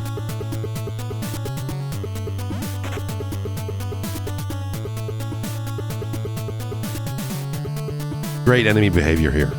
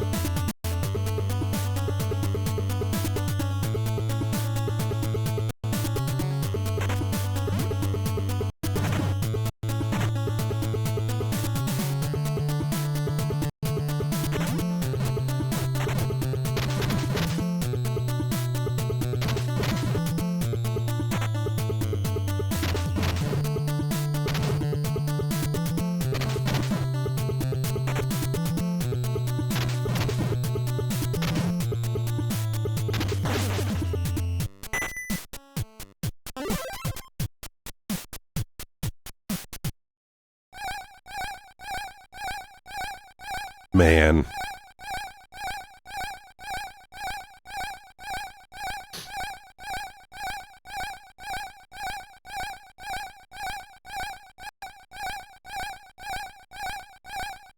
The noise is really good too.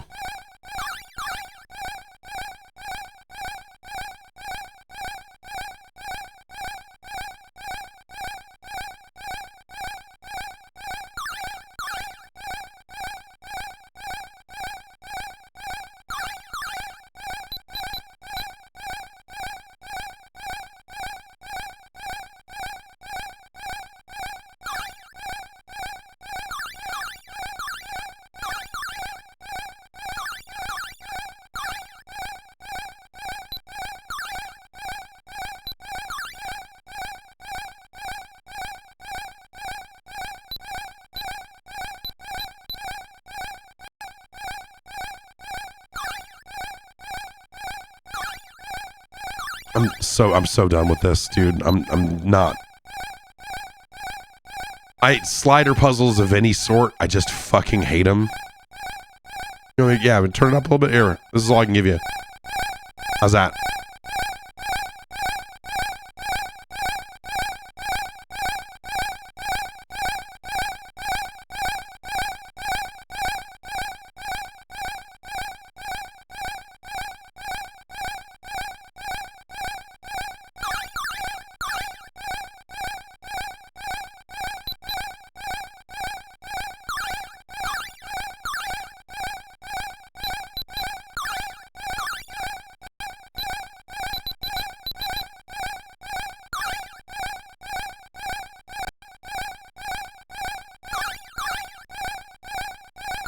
Yeah, dude, I have no, I don't even know where to,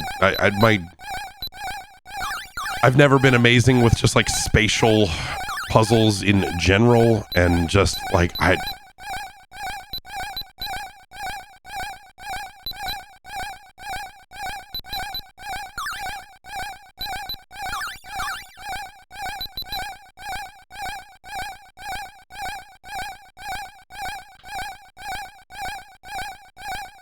So there we've got the kind of the gray blocks or whatever in the right spot, but not the blue or the white ones.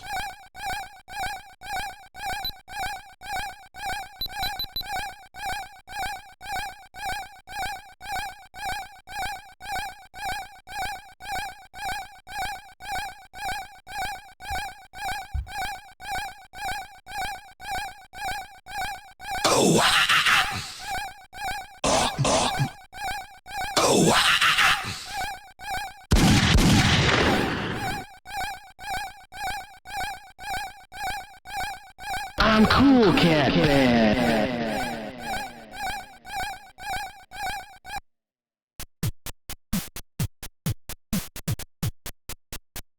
There's almost something to this game. There's almost something to James Bond Jr.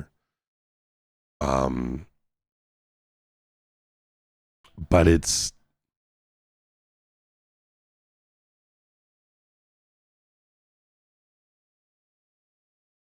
I mean the amount of bullets, the number of bullets it takes to kill somebody, the general movement is kind of okay. In some ways, it feels like they're, well, I don't know. As I say, part of it reminds me of Impossible Mission, but not, you know, that game is legendary in a weird way. This is not. The movement and the ladders and, like, you know, some of it's slower than you would like, and whatever else, but, like, generally speaking, like, there's almost something here. But it is another one of these, just like, here's this vague open area, go explore it and figure out what you're doing. The nice thing that James Bond Jr. does that a lot of other, you know, games in this kind of, like, British open world platformer template kind of do is that this game gives you a pretty healthy life meter and, like, 6 lives and, like, 45 minutes, which I'm sure is actually, like, a meaningful constraint later on, but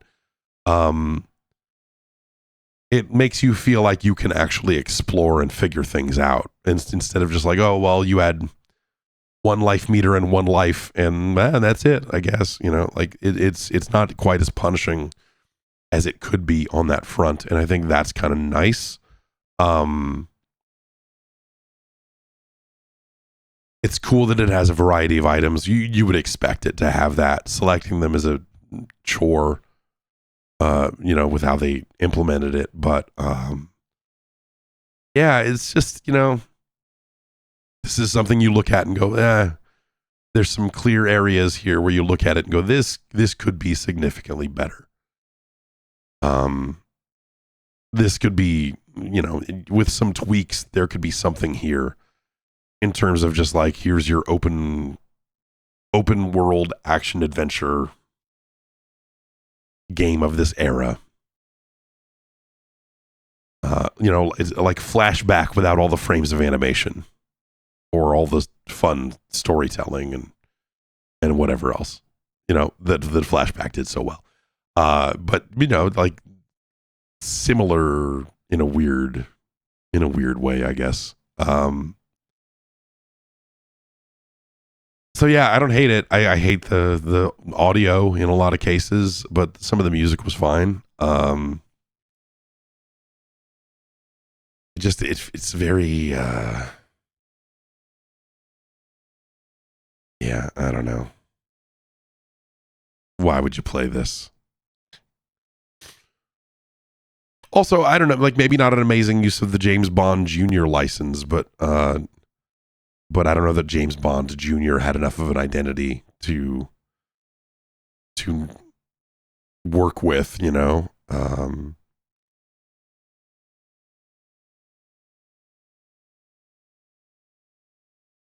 But yeah, James Bond Jr., where does it go on our list? I mean, it's not great. You could play it. Like it's better than Ghoul School. It's better than B-52. It's better than Captain America and the Avengers. It's better than Chubby Cherub.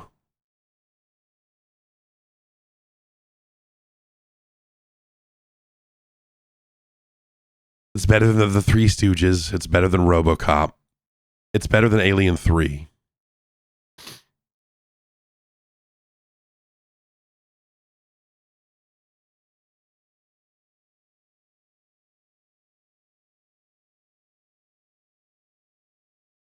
It's like it's better than Hudson's Adventure Island.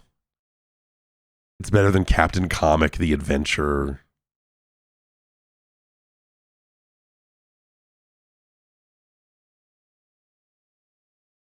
It's better than Double Dare.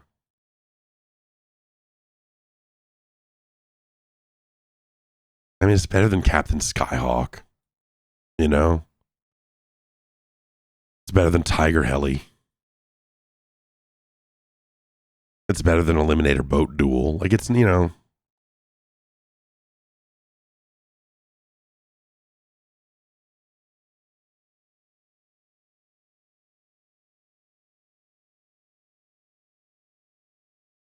It's better than The Legend of Kage, which, as much as I love that game, scientifically speaking, it's a kind of a dull fit for the NES.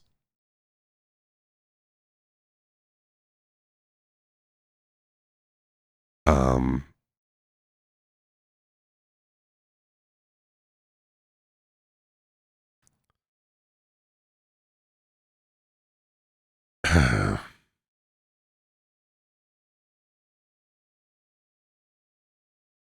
it's like it's somewhere. It's like it feels like it's somewhere in this area.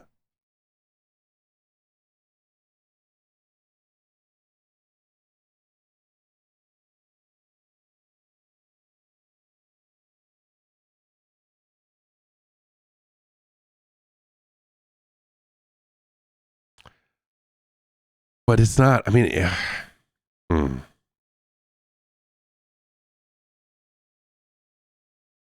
The number of bullets it takes to kill people is a real downer. Like I keep staring at Milan's secret castle and thinking it's not better than Milan's secret castle. And I'm like, no, it's definitely better than Milan's secret castle.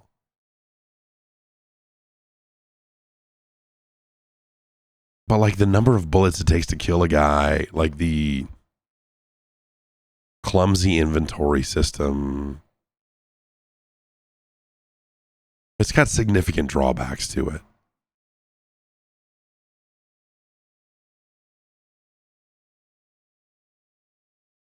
So I'd say it's better than Pinbot, but it's not as good as Ivan Iron Man Stewart's Super Off-Road.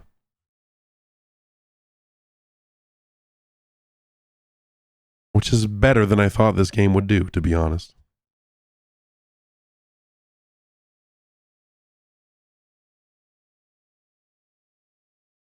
And so that means it's our new number 196.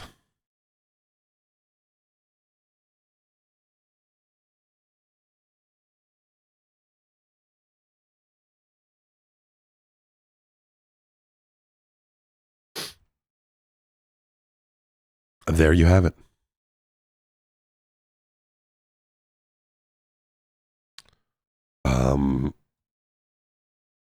Yeah, I with, just better puzzles with those missiles and a handful of other, there's just like certain things about it that if you tuned it in a slightly friendlier way, that game would probably be a little more interesting. All right, Sean suggested the next game. And, well, I don't know what to expect here. I never do.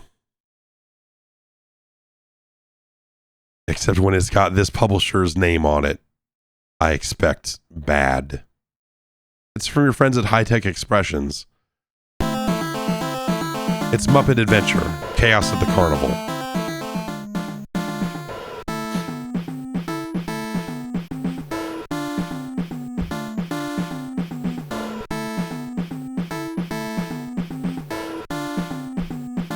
Newsflash.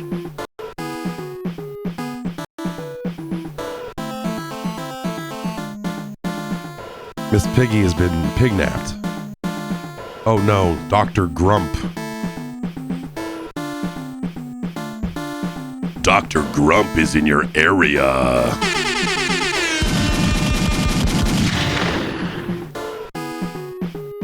Damn, Dr. Grump.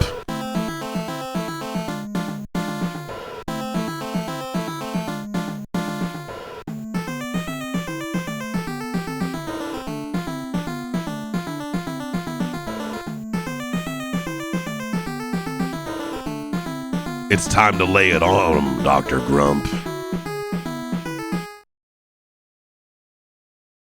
Okay.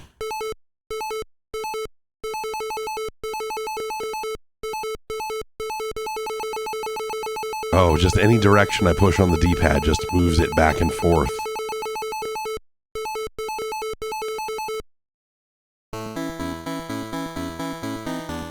Oh.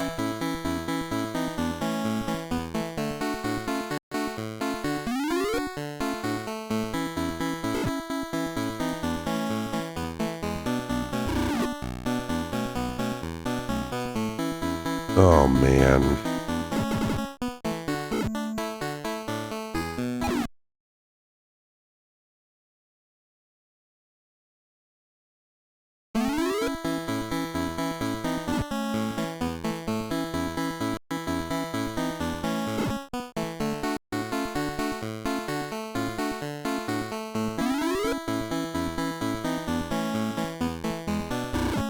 That one teleports you to hell. You don't want to go down that one.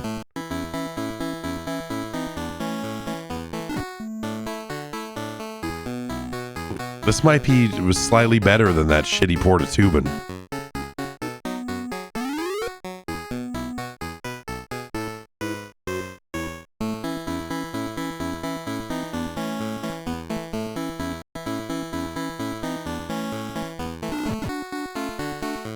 The flickering line of overscan at the top's really nice. I've masked a little bit more of the overscan since... Hey, stop that! Okay, I'm just fucked. Okay, sure.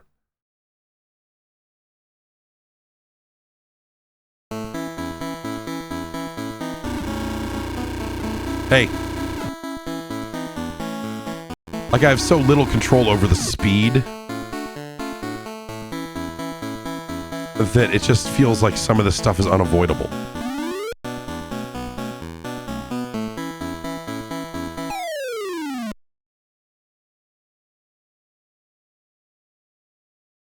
Oh, did I not need to collect that? Okay, that looked like something maybe I should get.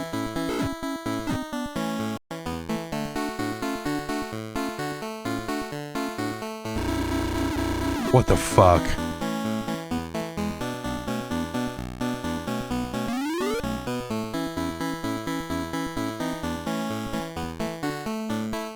Like, this is slow and this is fast. A and B don't seem to do anything. And the collision and everything about this is the most broken bullshit you can imagine.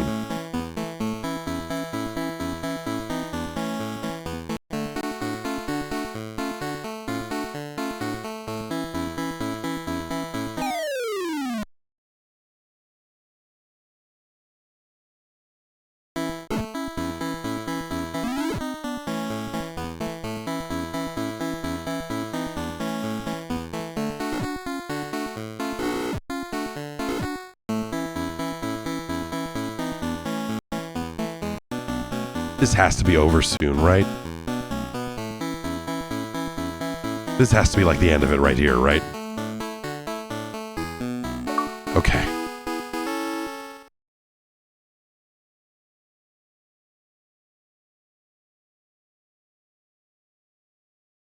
Damn, Dr. Grump!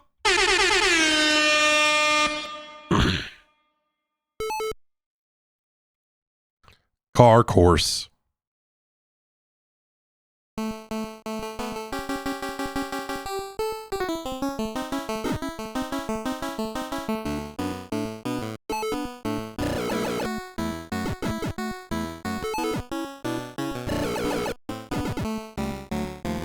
What is that he's picking up? What is this? Is this women's underwear?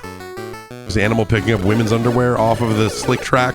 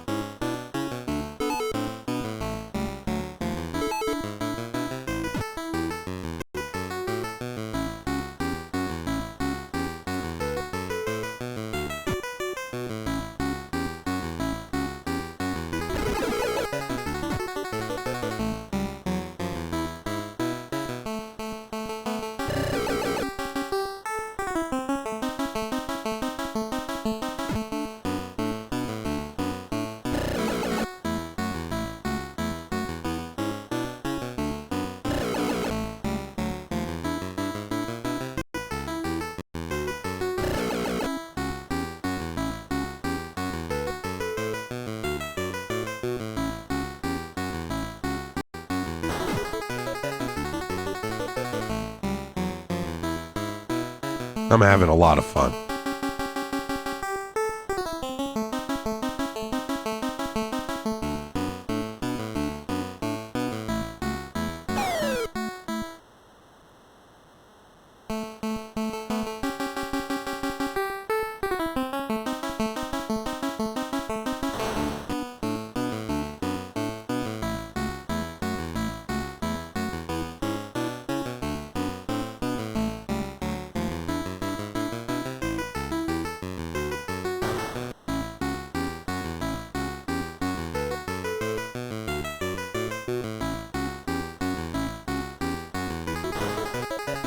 Cool. Yeah.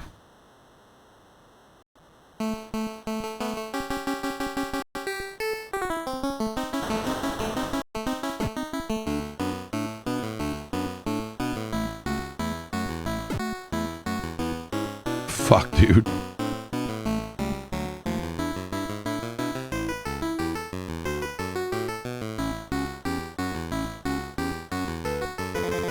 See, the fun thing about driving is when you go real slow and real tentatively and you're like, that's what makes games fun.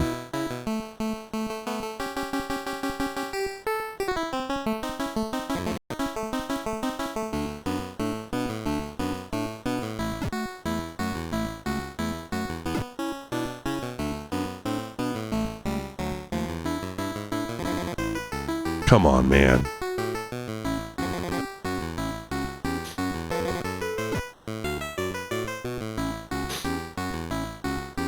Yeah, that's, you know, that's the power of video games is that they're at their best when we have to be as careful as possible.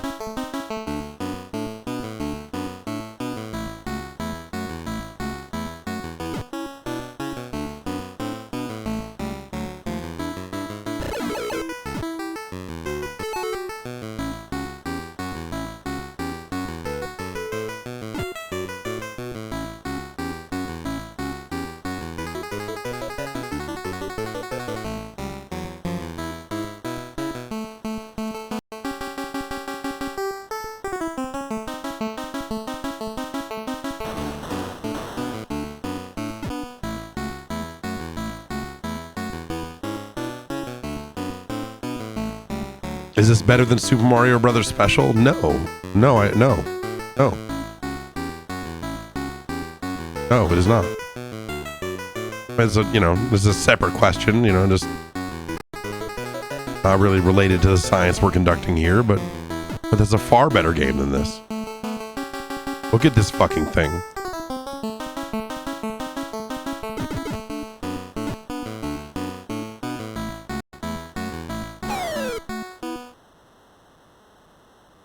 Look at this fucking thing.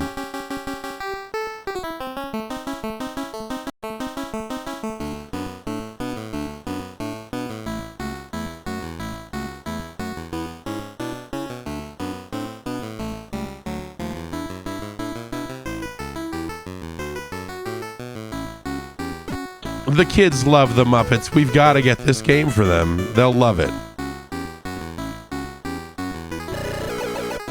Happy holidays. We got you the Muppets Adventure. You telling me I can just hit these fucking barrels?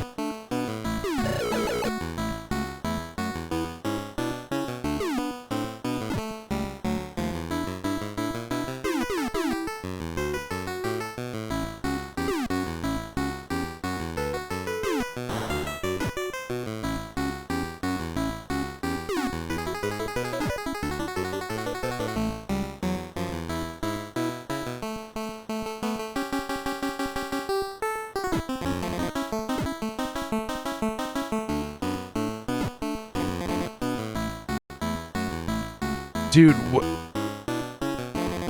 the control here is not like awful, but it's not what they're asking you to do sucks.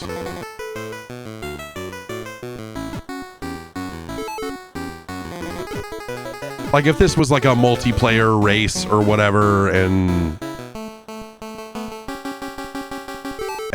like you could do this.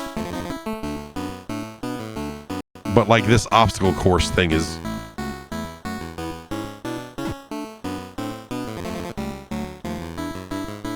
not it, as they say.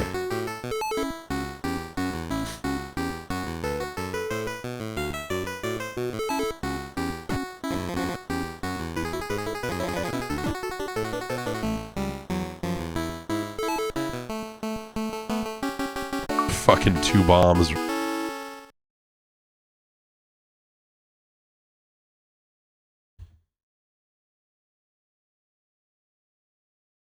The evil doctor and his nasty Grumposaurus.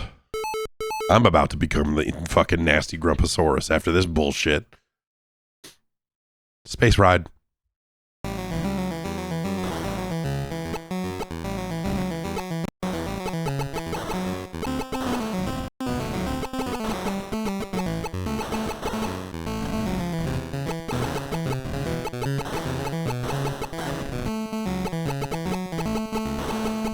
Alright, so, bad asteroids.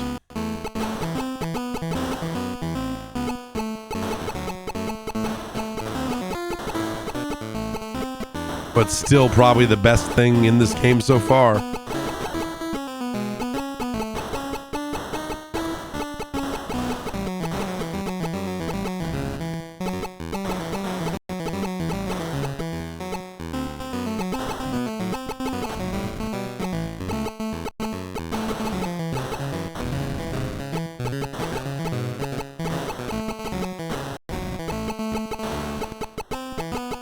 Oh, man.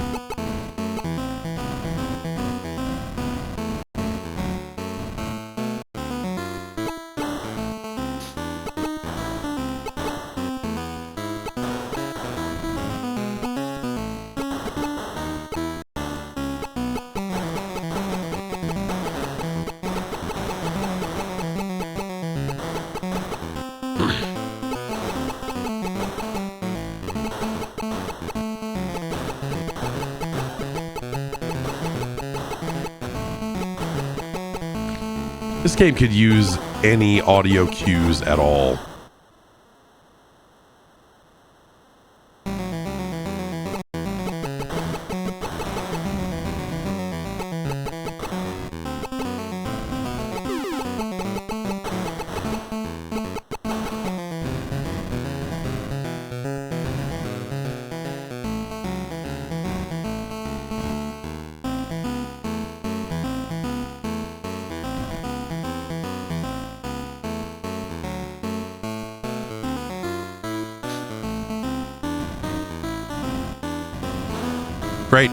Great.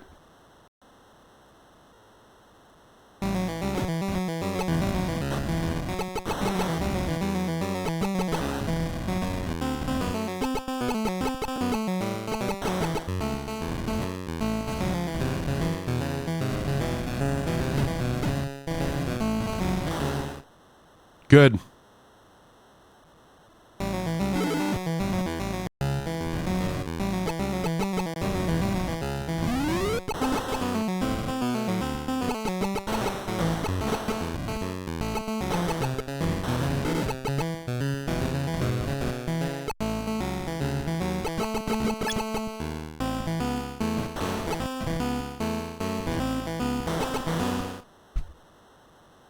Are you fucking...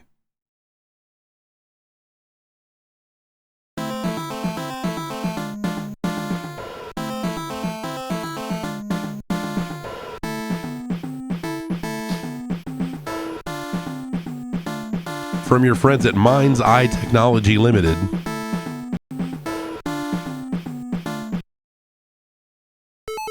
Well, let's see the amazing maze. Let's see the amazing maze.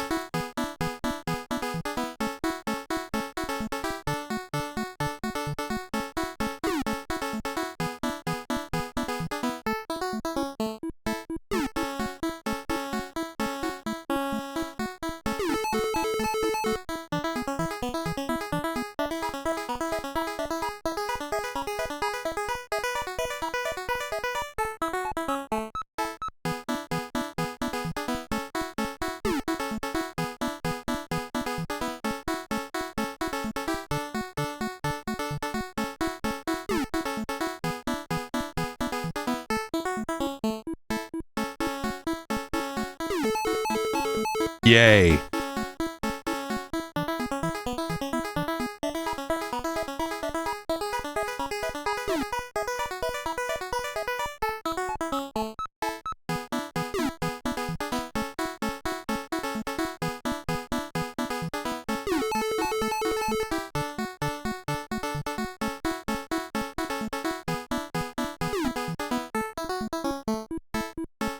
Bone up there.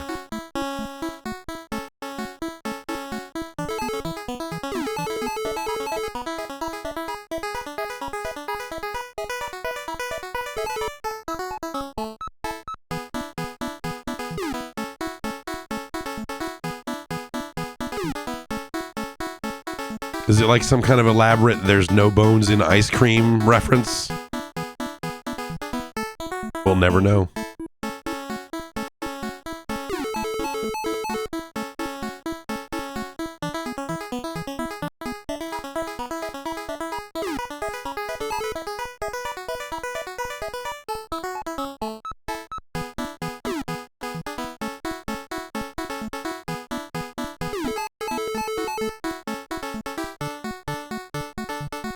Got some hearts here.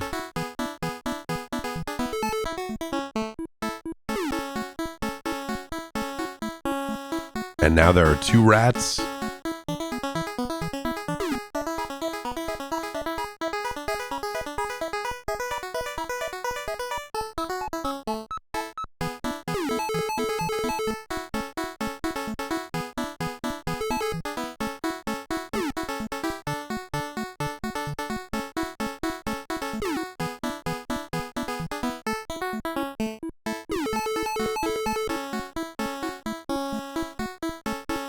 Cooking, baby.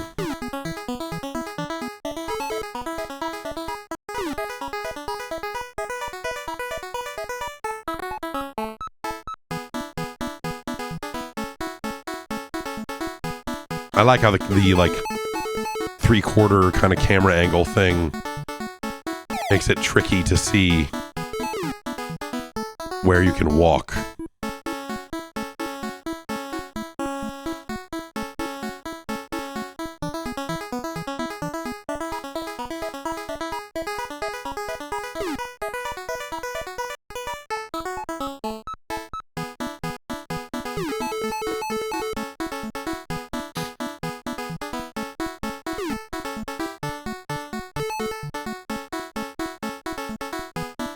I gotta choose one or the other. The bone or the hearts. You can't get both.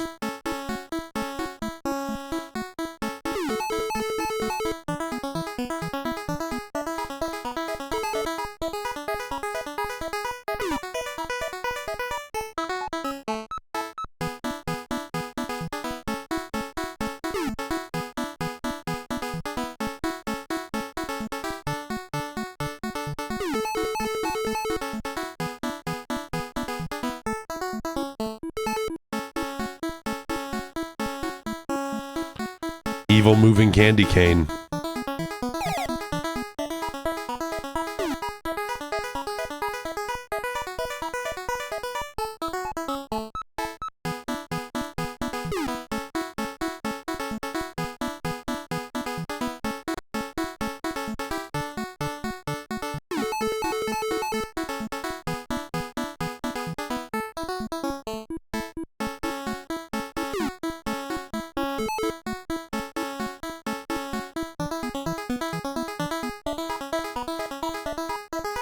Uh-oh.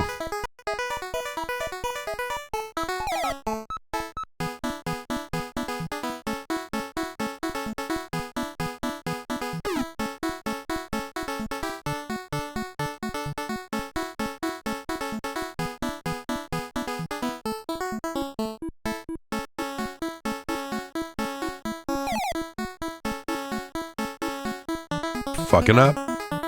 Getting soft.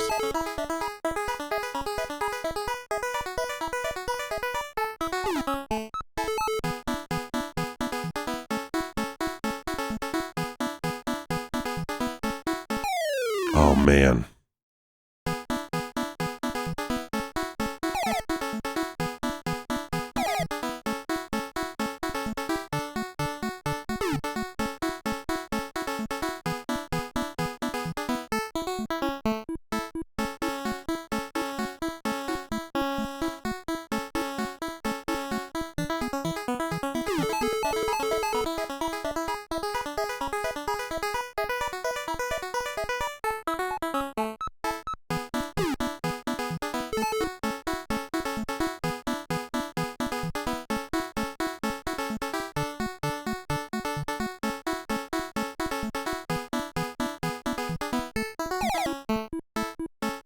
Man. This is a treacherous maze.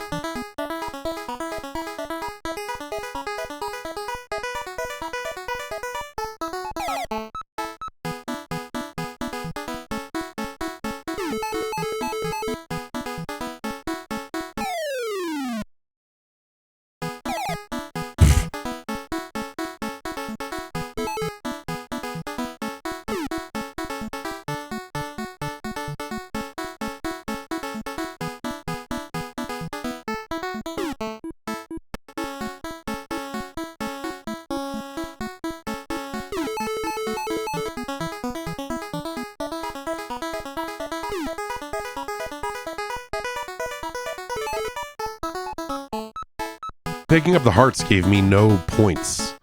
What does it do anything?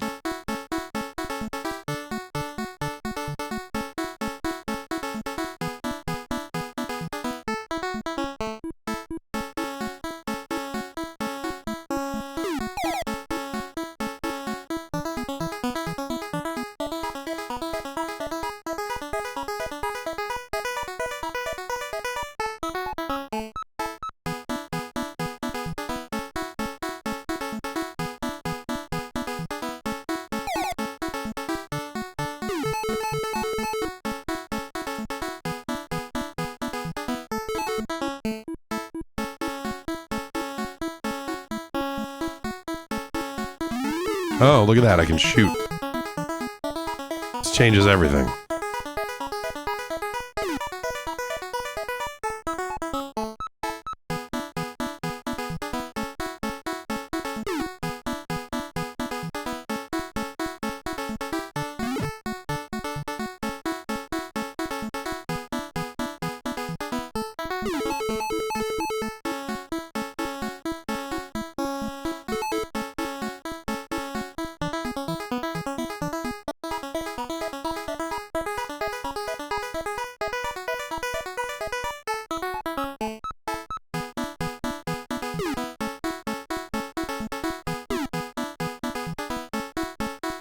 Yeah.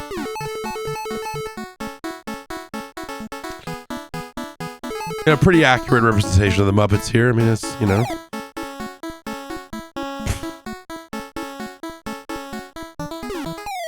Fuck you.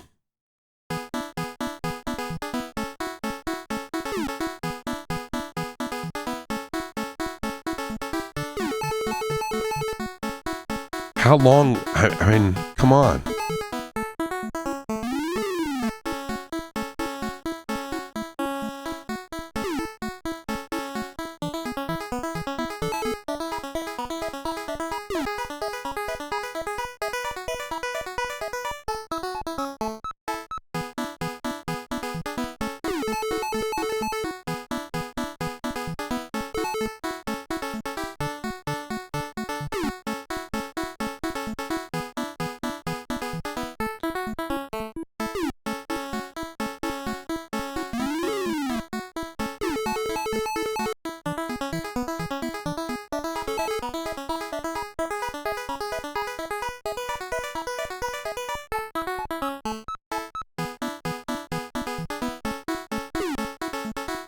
I'm just gaming. We're just gaming. You know, what do you want from me? This is all I know.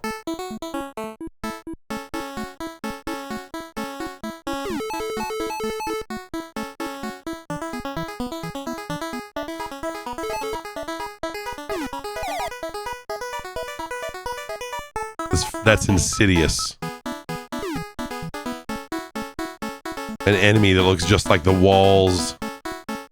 A mimic in our midst.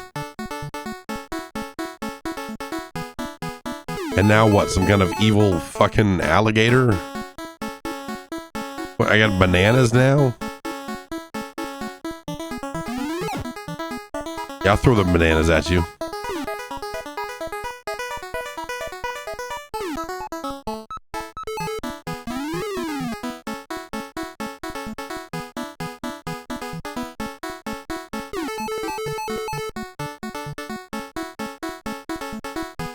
How much? I mean, it just changed enemies, so there's got to be another, what, you know?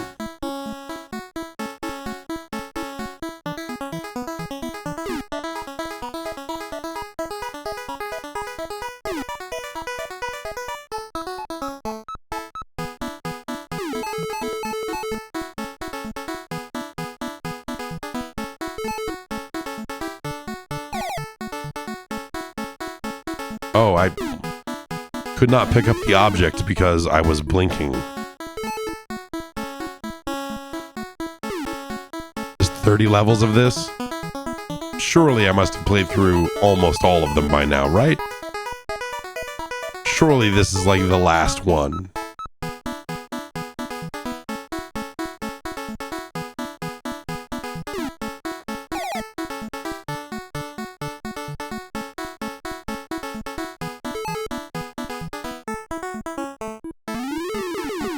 Yeah, take it.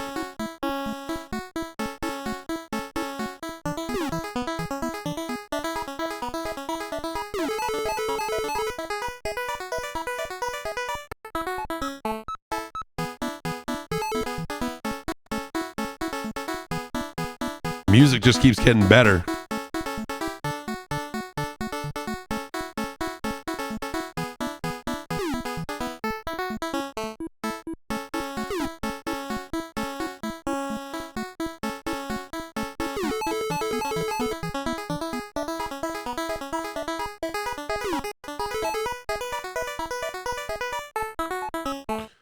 Now we get the candy cane with him. Ah.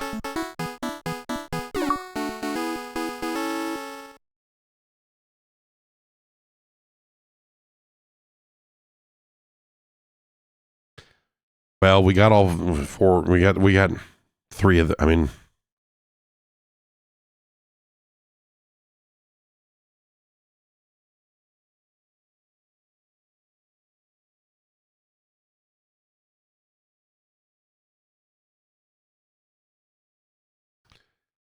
okay. We've tried all four of the games. We've not necessarily seen the last level, but hey, that is Muppet Adventure Chaos at the Carnival. Where does that go on the list? Low is where it goes. Let's say the bottom half of the list. Let's see. Tell you right off the bat, it's no Spelunker. It's no James Bond Jr. You'd be better off with a copy of Fist of the North Star. That kind of ratty port of Fantasy Zone. Better choice. Is Muppet Adventure Chaos at the Carnival better or worse than Trog? Trog is not great. Trog is not great. This is worse, though. This is worse. This is worse than the Three Stooges, in fact. Which opens us up to the bottom of the list.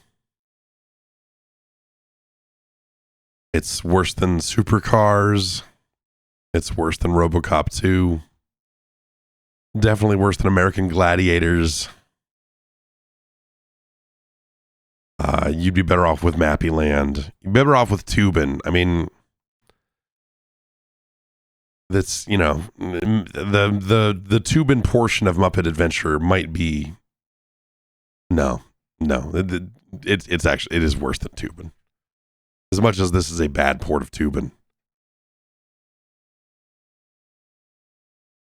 It's worse than Super Pitfall, but like it's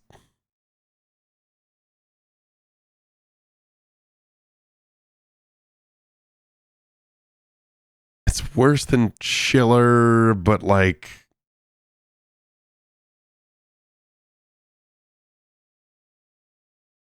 no, it's worse. It is worse than Where's Waldo. Man.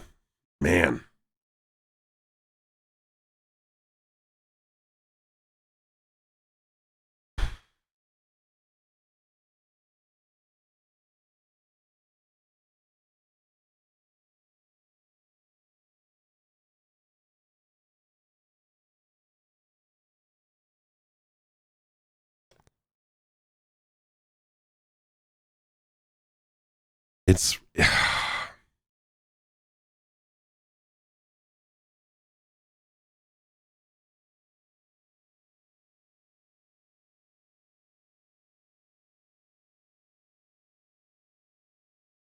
it's not as bad as Raid 2020. It's better than Operation Secret Storm. It's better than the Uncanny X-Men. It's better than Robo Demons. It's better than Circus Caper. It is better than Skull and Crossbones. It is better than Barbie.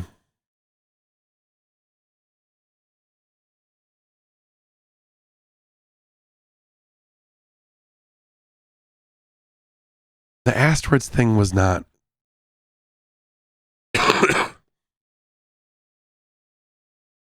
terrible. Oh, but those bumper cars.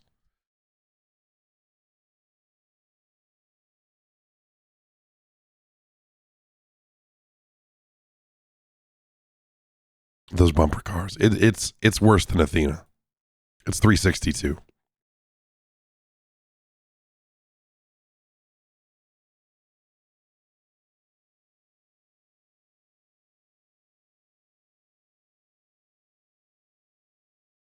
Chaos at the Carnival.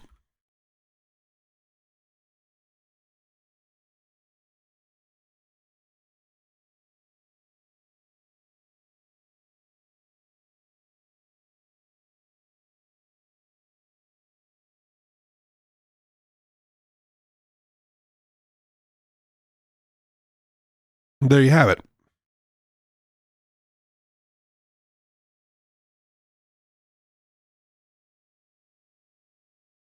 Yuck.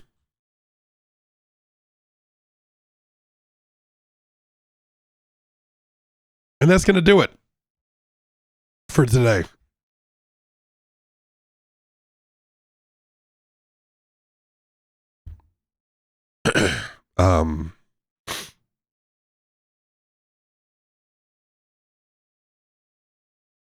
Wow. What a batch of games. We have one left over for next week. It is a game called To the Earth, which I suspect would have fit right in with this batch of games.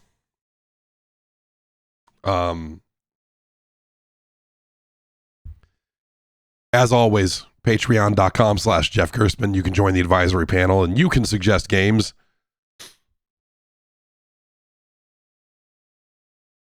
What a mess. We got, what was it? We Color a Dinosaur, Supercars, Raid 2020, James Bond Jr., and Muppet Adventure. If you had told me going in that James Bond Jr. would probably be the best one of that bunch, I don't know that I would have agreed. But here we are.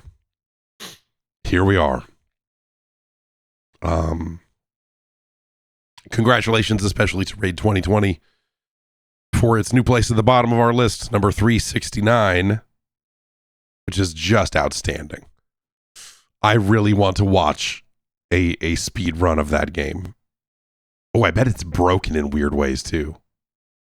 On top of everything else, I bet if you're really speed running it, you could do some real sketchy stuff. All right, well, that's gonna do it. I'm pretty much better, but talking for a few hours here is definitely like, my voice is definitely not back yet. But